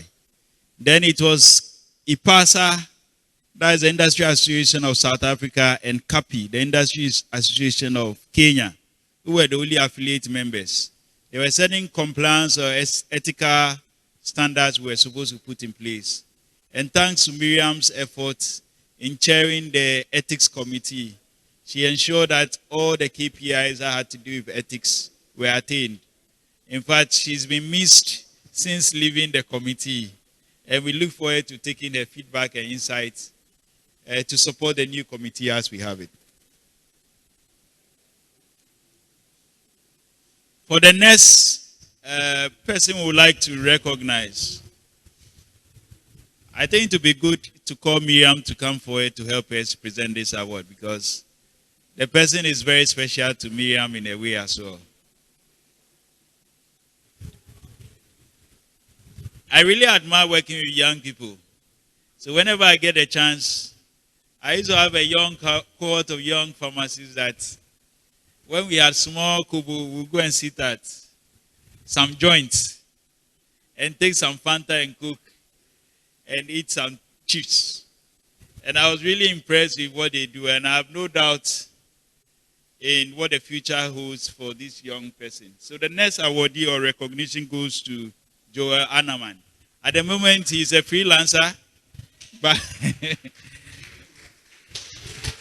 please, let's give it up to him. Joel worked with Meg and then closely with Miriam in PNG. It's just the only thing he couldn't get me some. I was looking for some toffees and some parts for some people, but he didn't bring me samples. So Miriam. So Joel, we appreciate you for your drive, dedication, and efforts during your tenure with Arepi. We also want to celebrate your character and the positive impact you've had on others. Thank you for making a difference in Arepi. It is the difference we needed.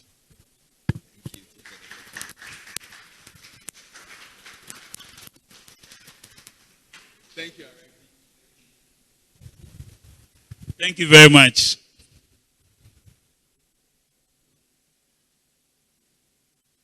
The next person is a colleague and a friend. We used to be fierce competitors.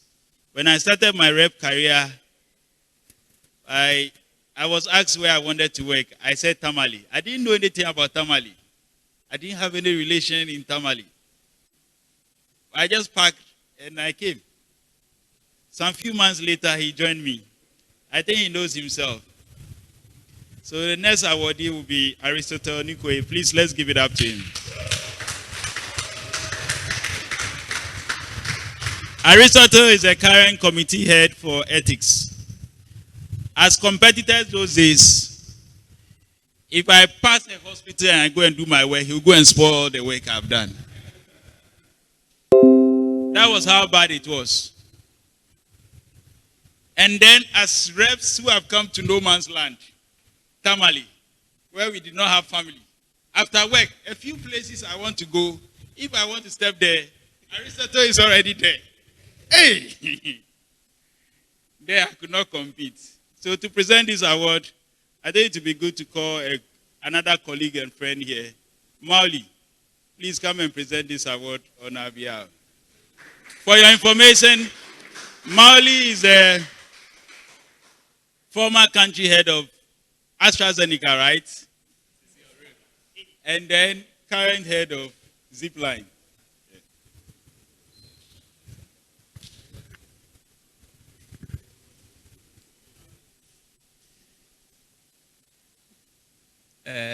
Afternoon, everybody. It's an honor being here this afternoon to present this to my senior man, Aristo. So, citation in honor of Aristotle Nikoe. We appreciate you for your drive, dedication, and effort during the tenure with Arepi. We also want to celebrate your character and the positive impact you have on others. Thank you for making a difference in Arepi.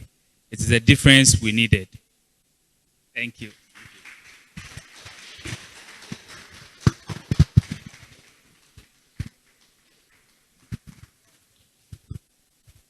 This has come as a surprise. Though. I wasn't expecting anything.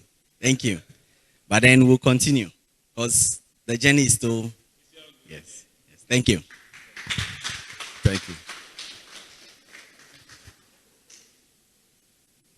Thank you very much, Mauli. The next person, I'm struggling to find someone who can present this award to him. It's somebody I have so much respect for. I joke with him, I tease him. Occasionally he'll say, foolish boy. When I was a rep, I was looking up to him. At some point, you know, when I became FLM, my recruitment strategy is very simple. When we are working on the field and I see you, I say, you work with me, okay? So I realized he started using that strategy on me. That you come and work with me. It didn't work out that way, but fate has it that we finally find ourselves together again. For this award, I'll call Roland Hammond. I know he's not expecting this. Roland is an exceptional person when it comes to the industry. But for Roland, Novartis will not be what it is today. I always say it. He started as a lone ranger. He said there was a day he celebrated the fair sale of Coatem. Can you imagine? Just one pack, he celebrated. Today, if we sell 100,000 packs, we don't celebrate. So you can imagine what one pack would have meant to him, because those days, Atesuna and Modakwin and Co were the mainstay in terms of drugs. I always say it. Companies thrive not because of the salaries they pay their workers. If it is because of salaries, I've seen companies that paid multiple times what companies are paying today, but they folded up. Right? It takes a lot of leadership. And to be able to drive a team from zero sales to what it is, Roland, you've done a lot for Novartis and also for the industry. And many forums that Roland gets a chance to speak or present, either leading a discussion session, you all see the value and the contributions he brings on board.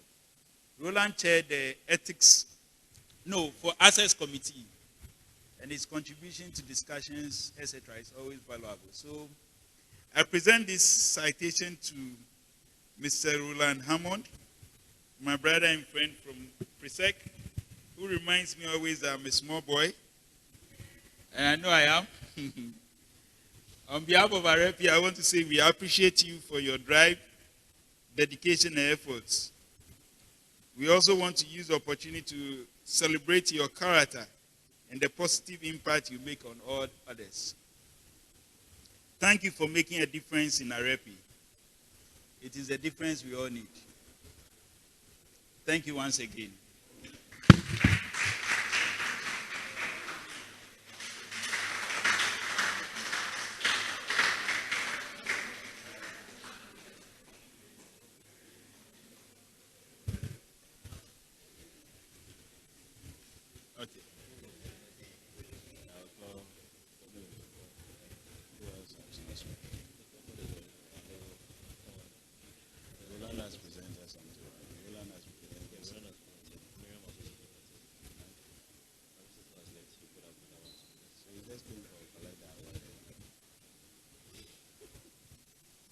So for the next recognition,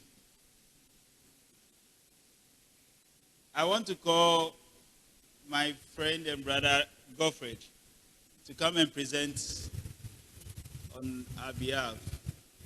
And this award goes to somebody I also call a brother and a friend. It's in the person of Maoli Atiemu.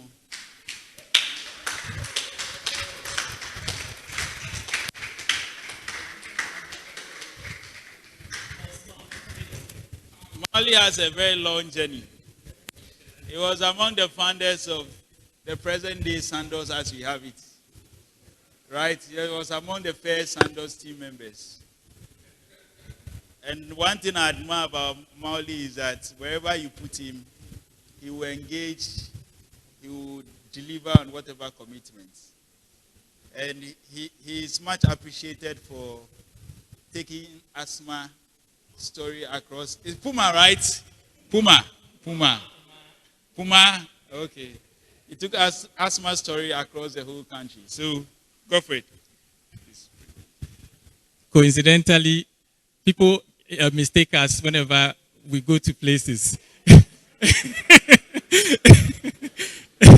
Yeah. So, Mauli, on behalf of Arepi, we would like to present this citation to you, saying we appreciate you for your drive, dedication, and effort during your tenure with Arepi. We also want to celebrate your character and the positive impact you have on others. Thank you for making a difference in Arepi. It's the difference we needed.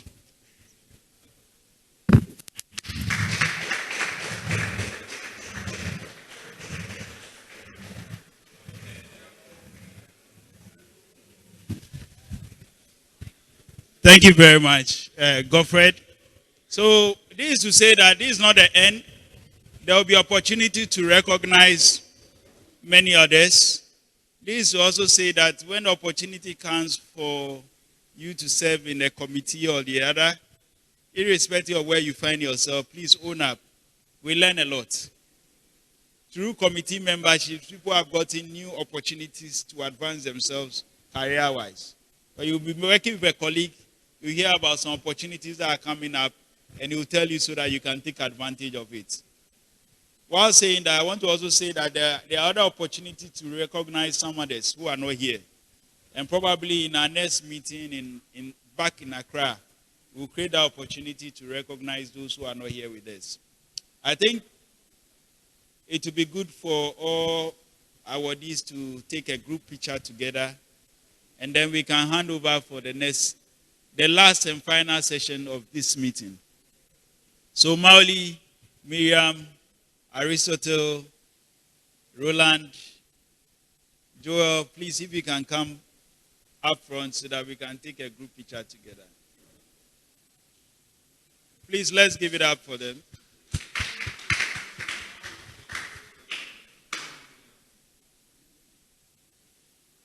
So you see, we are not gender balanced. The industry still needs a lot of women. So please, encourage your friends and your colleagues to join us.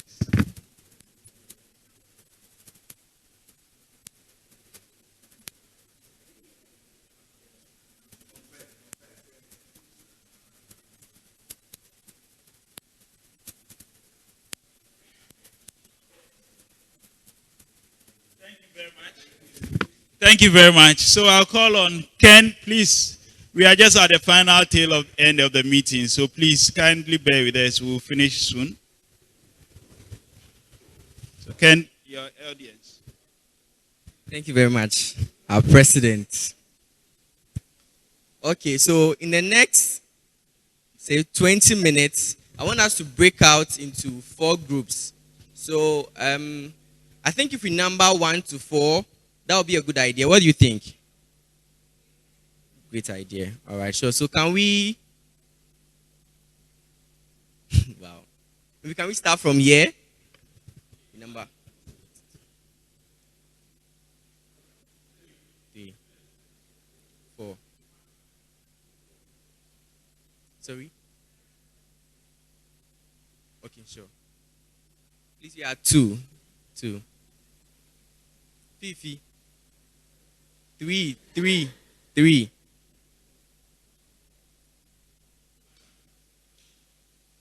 1, 2.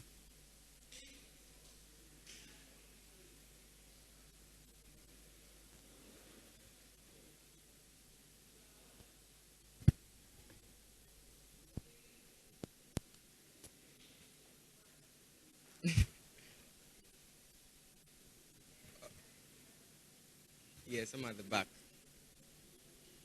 Please, are we done numbering?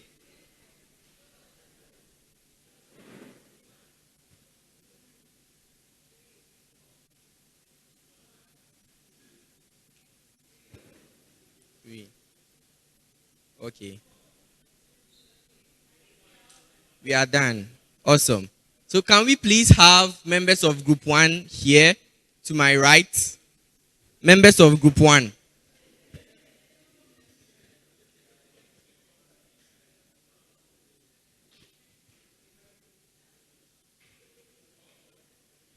Boss.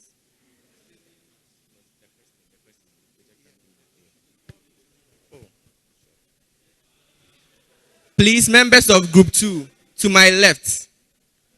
Members of group 2. Yeah. Members of group 3, to the far left. 3. So it's I just come to understand. So come to you want me to know? Yes, sir. Yes, sir. Members of group 4, the back right. No.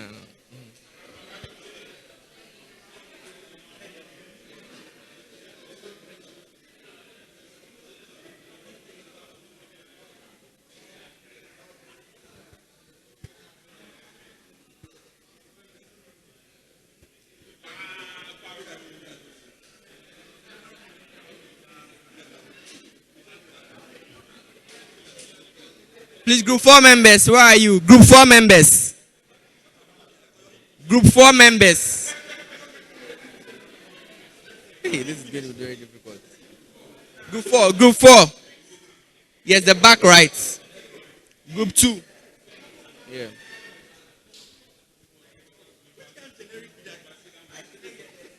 All right, I think we are set.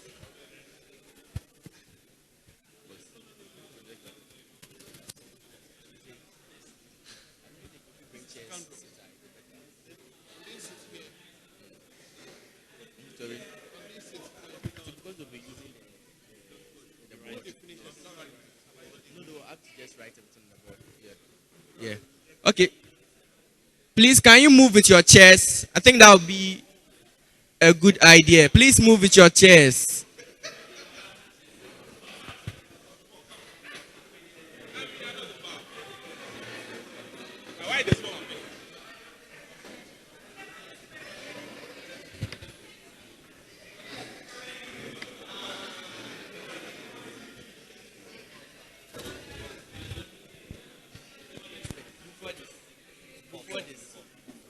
I beg.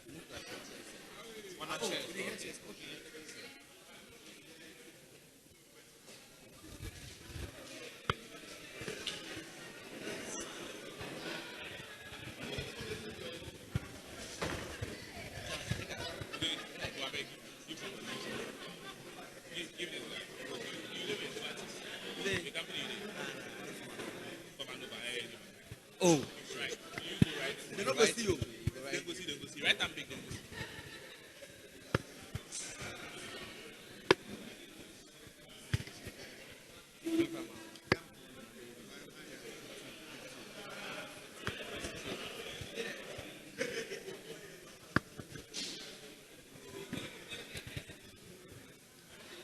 Sorry. I'm coming. You are in which one? Group what? Which group are you in? Group 4. So yeah. You are coming to, I'm coming. I'll give the instruction. Yeah.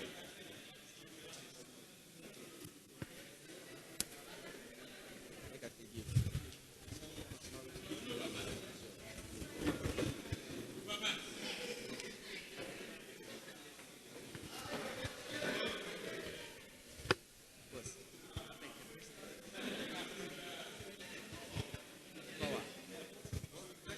The question. So the first question, who are major stakeholders in our practice as Arepi pharmacists?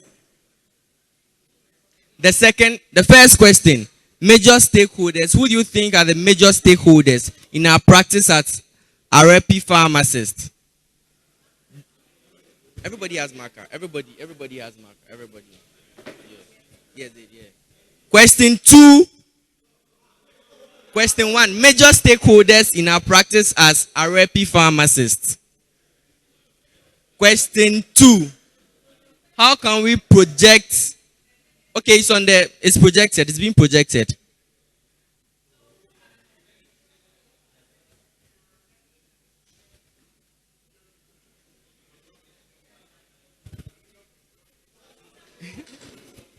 Question 2 is how we can project exceptional professionalism in our practice as Arepi pharmacists.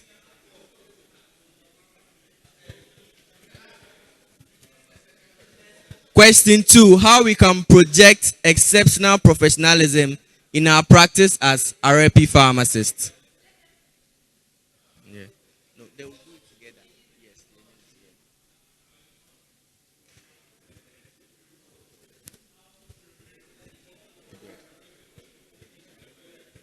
So please, we have 15 minutes for this discussion.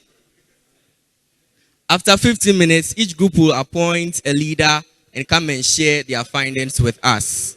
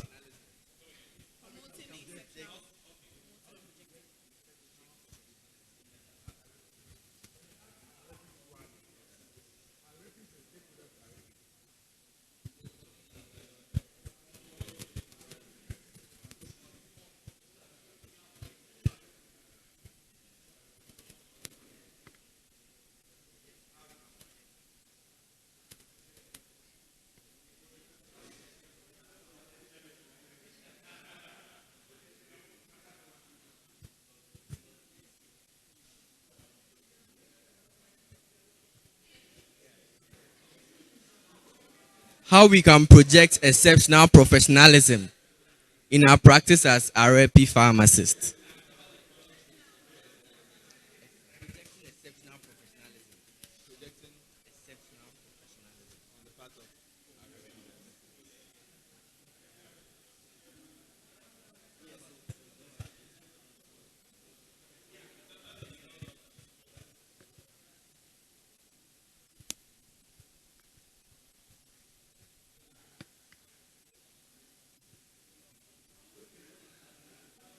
What are the major stakeholders of our work as a Arepi pharmacist?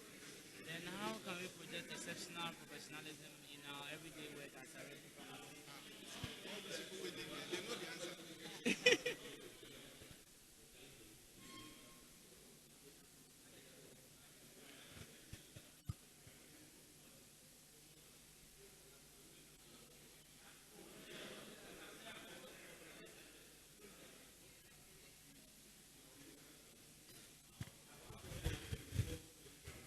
Please, we have 7 minutes more. 7 minutes.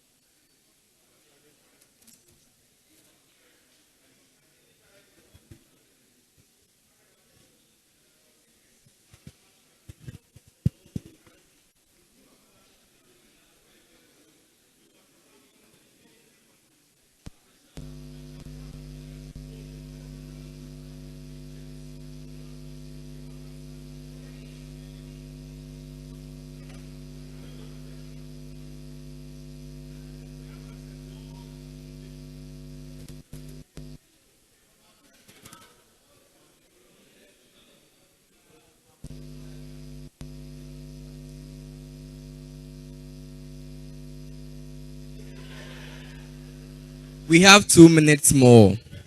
2 minutes.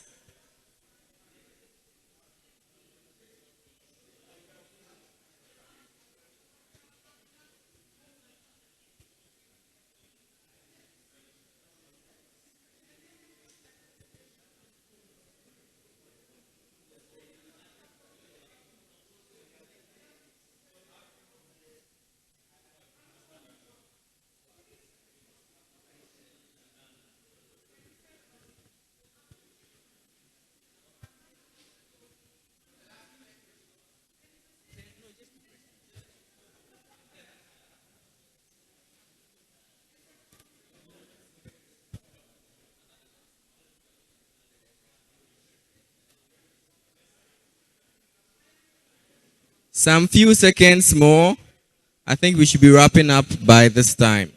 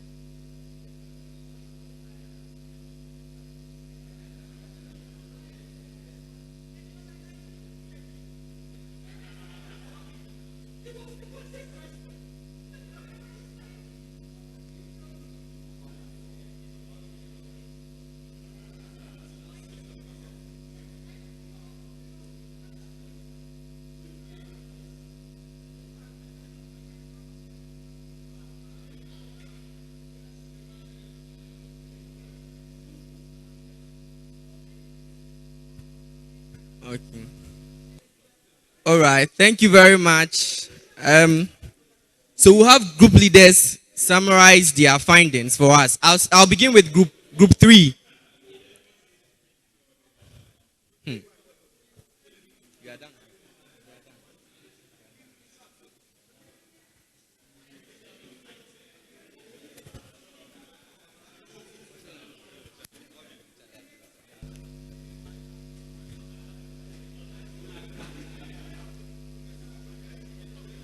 All right. Hello, everyone.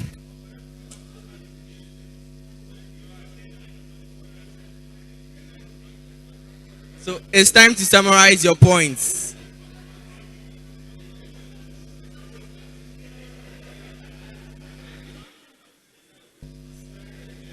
Can I have your attention? No. Hello.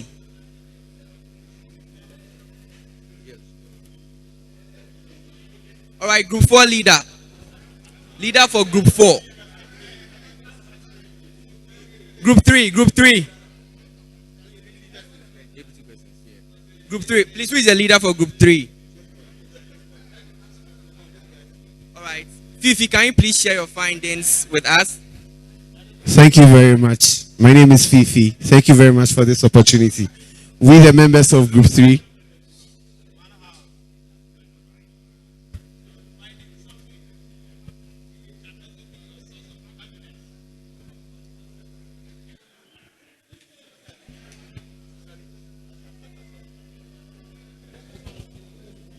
Hello.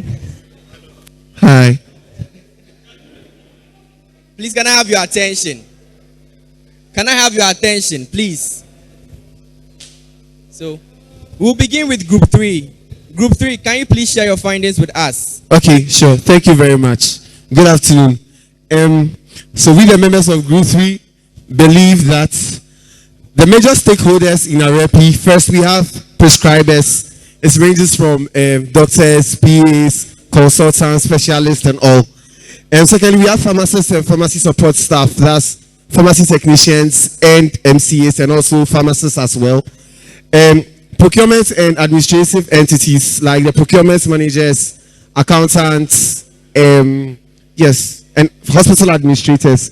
We have the regulatory bodies to ensure that we are doing things the right way. That's the FDA, GSC, and also we have a Ministry of Health, Ghana Health Service, and then the National Health Insurance Scheme. Okay, so for the second part, I'll let my boss do it. So for the second question, we're talking about how to demonstrate professionalism in our day-to-day practice. And the first one is education and training for ourselves, and then capacity building for our HCPs. We need to educate them well on the drugs. We need to show them the studies. We need to advise them on the dosages and all, so that they'll be very confident to prescribe these medications. The second point is corporate social responsibilities. We are talking about charitable things from pharmaceutical companies.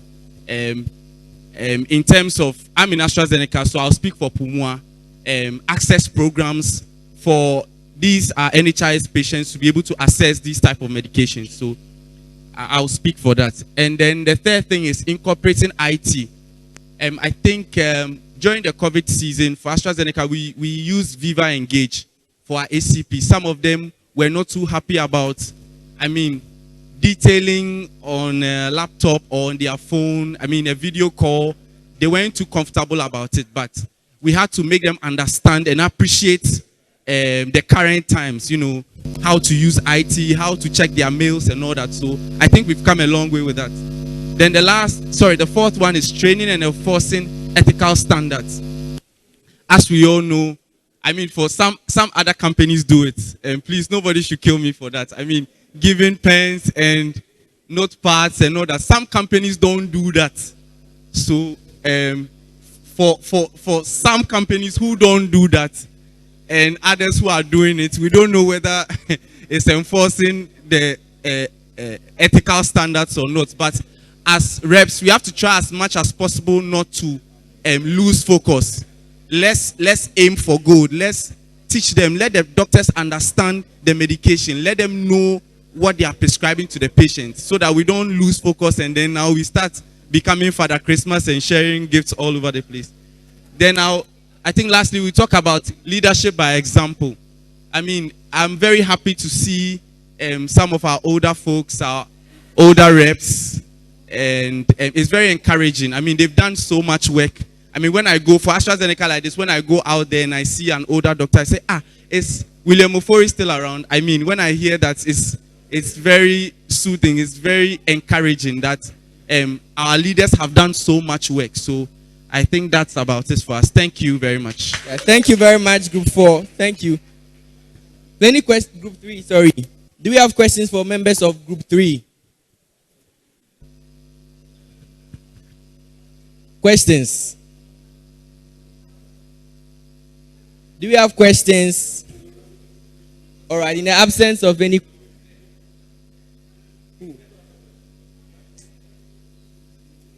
In the absence of any questions, we'll move to Group 4. Group 4. Group 4.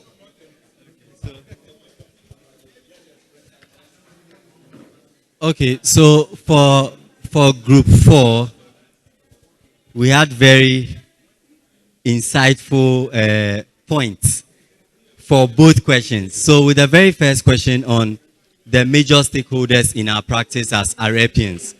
So, for within our space, right, one of the key stakeholders are the distributors. No drug can move on its own. You need a pipeline for the drug to move.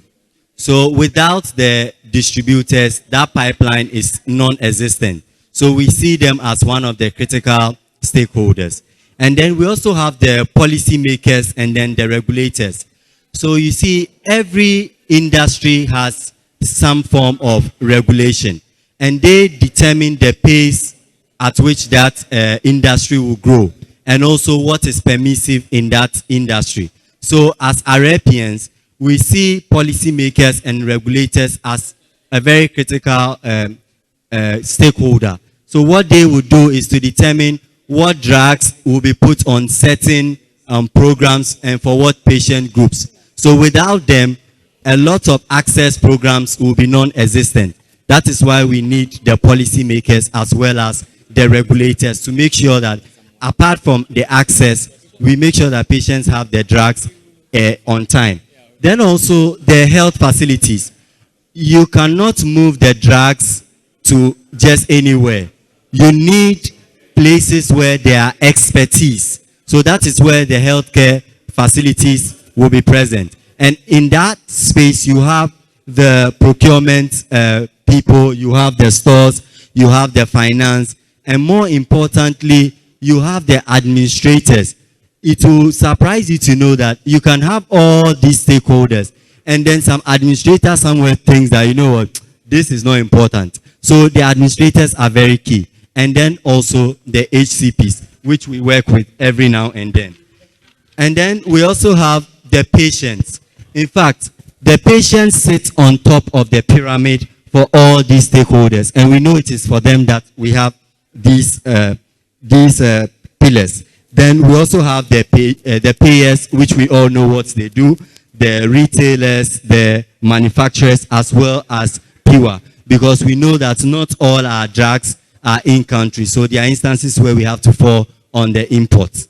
Then finally, on question 2, our key points center on these 5 blocks. So the first one is for us to be able to ensure that all Arepians we all work for different organizations. So at minimum, we should adhere to our internal institutional codes as Arepians. And then secondly, the second layer of Arepi code, which is the marketing code, we also make sure that we are adhering to that code as well.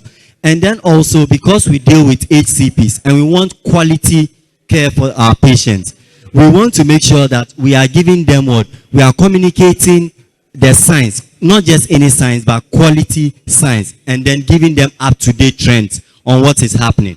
And then also, before we can do that, we need to always make sure that we are engaged in continuous professional development. That is what will give us that armor. And then also, so apart from the CPD, we also have our professional outlook. When you go to the office of a banker, no one will tell you that he's a banker. So when people meet Arepians, our outlook should sell us out as Arepians. And that obviously gives us what? The confidence. And then finally, we have the ethical what?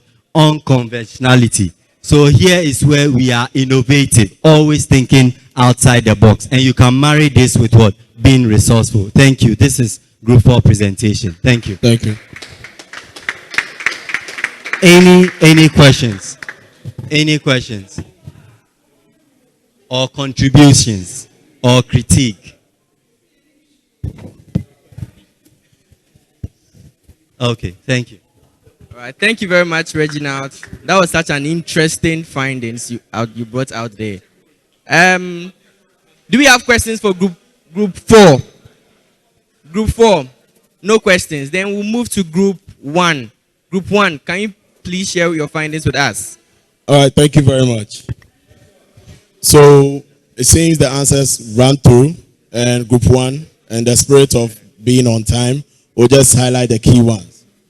When we look at the major stakeholders in our space, we break it down to 3 points. The one who brings it, the one who writes it, the one who takes it. It's just to simplify it for all of us. So we have key among our stakeholders, of course, our patients, those that take it, our HCPs, they prescribe and recommend it, and our distributors, they make sure the patients and HCPs get access. Along these 3, we realize that the regulatory, the government, all of it factor in the different areas to make these 3 get these products that we want them to get. Moving on to question 2. How do we project exceptional professionalism? The first and foremost that we have on our mind in our space is ethics. Being ethical in our dealings and everything that we do is the sure way to project exceptional professionalism. The learning. Our learning is broad and it's in 2 parts. Continuous education for yourself as a professional and general education for the people we deal with. educating your HCPs, educating your patients, educating the general public. It's all part of it. Hello, please. And we also look at compliance, ensuring that we are compliant. Hello, please. Can we listen to members of Group 1? Please, please. Can we listen to members of Group 1? Thank you very much. So as we mentioned, first and foremost, to project exceptional professionalism is ethics. The next major one that we point out is learning. As we said, our learning is in two parts. Continuous professional development for you as an individual, and then the education that we give the patients, the HCP, and other relevant stakeholders that we deal with. We also look at compliance as being key. Without compliance, we can't hope to uphold exceptional professionalism. And then we look at collaboration and sharing of best practices. I'll merge them because we need to collaborate before we can share. So we believe that when we are working together with other stakeholders and in fact, amongst ourselves as P members, we can be able to deliver the education we need on ethical and the compliance that we need to affect all our stakeholders up here to get the value chain in our space going. Thank you. Thank you very much. Questions? Do we have questions for Group 1 members? Do we have questions for Group 1 members? No, okay. Then we'll move to the last group, Group 2. Okay, hello, I'm Isaac and I'm presenting for Group 2. The MC has already told me because of the time, I'll just summarize. I'm just picking two points and then we elaborate and then we move. So,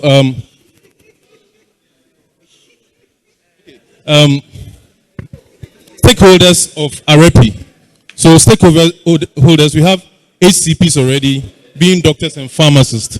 And the pharmacist base must be emphasized of late. What I do is that even if I have a program for my doctors, actually these online programs, I make sure I have enough pharmacists even participating in it. Because eventually they are the custodians of they are the custodians of the drug and the doctors will fall back to them. So they need to even know first. And then let me just pick the last one. Non-clinical staff. We have the admins and everything already. It's been mentioned. Most interesting one is even the gate man. You need to have some engagement with the gate man. He can tell you when the doctor comes in and all that. It's very key. Let me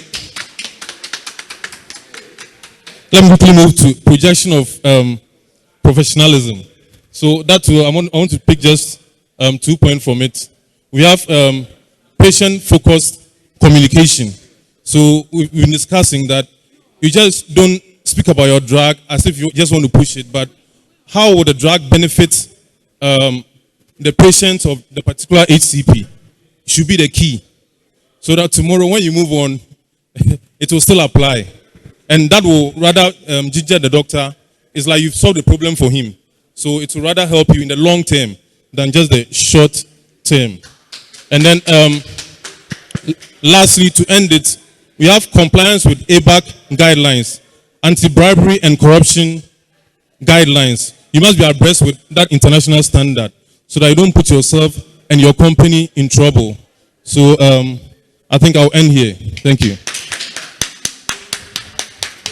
Any questions for us? Okay.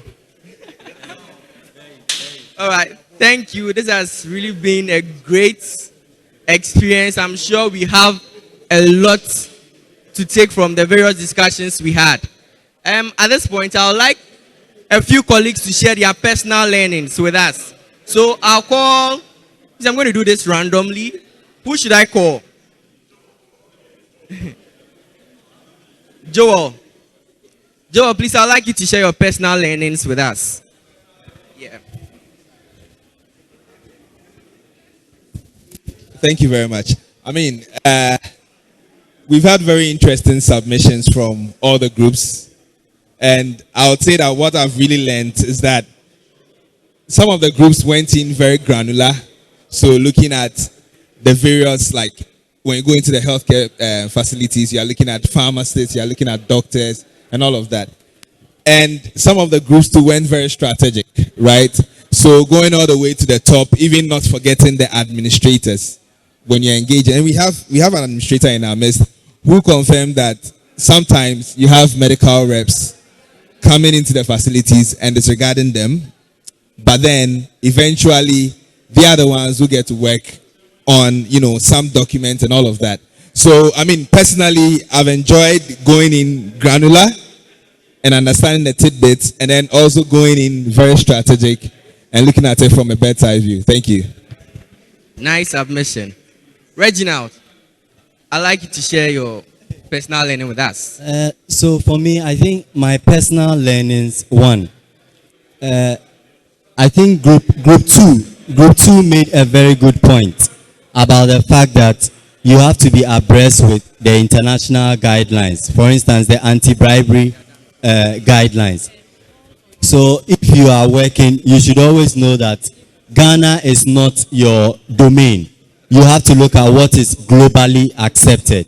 And then secondly, at the organizational level, even though we mention the administrators, sometimes we make the mistake of forgetting our own colleague pharmacists. So there could be a presentation, only doctors, and then they get to the ward rounds, and the pharmacist has no idea that you came to even talk to the doctors. So as much as possible, let's make sure we always bring our colleague pharmacists into the picture when we are dealing with these organizations. Thank you very much. Thank you very much, Reginald. Okay, so this brings us to the end of the breakout session. I'd like to thank everyone for your participation, and I hope we all have some nuggets for thought. I believe that we've learned a lot from these interactions we've had with various colleagues from different decades, and I know you are going to act on it. The various learnings, you're going to act on it, which is going to help us move to the next level in our career as Arepi pharmacists. So I'll call David to give us. David, are you going to give us a provision? I'll call David to take on to the next session. Thank you all very much. We'll call on Farm Charles Arno to give us the closing remarks. Please let's clap for him as he comes to give us the closing remarks. Our Honorable Charles Arno to give us the closing remarks.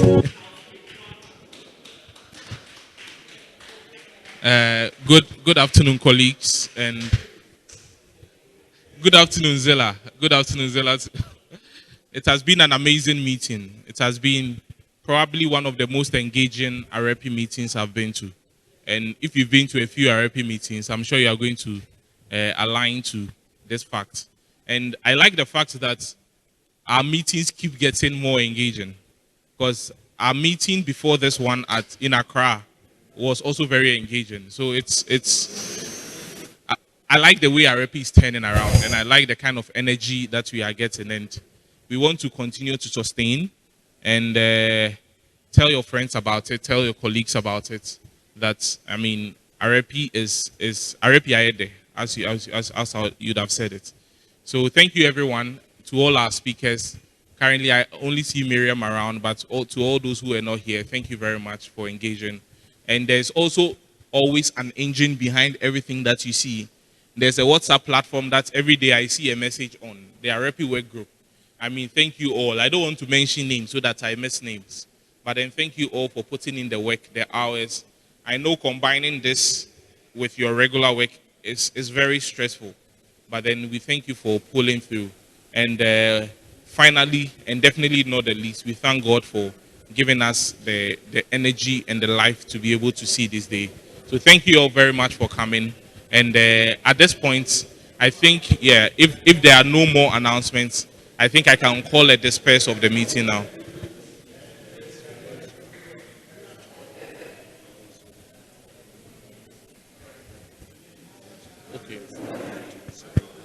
Okay. So for those of you who just joined us for today's meeting, you can see Zella. Mama Z, kindly give us a wave. So see Zella, share your number with her. She'll add you to the Arepi platform so that you can be up to date with all the communications. Thanks very much, Richard, for that. So, I mean, at this point, with the permission of my chairman, I think I can disperse the meeting. And thank you very much for coming. See you another time.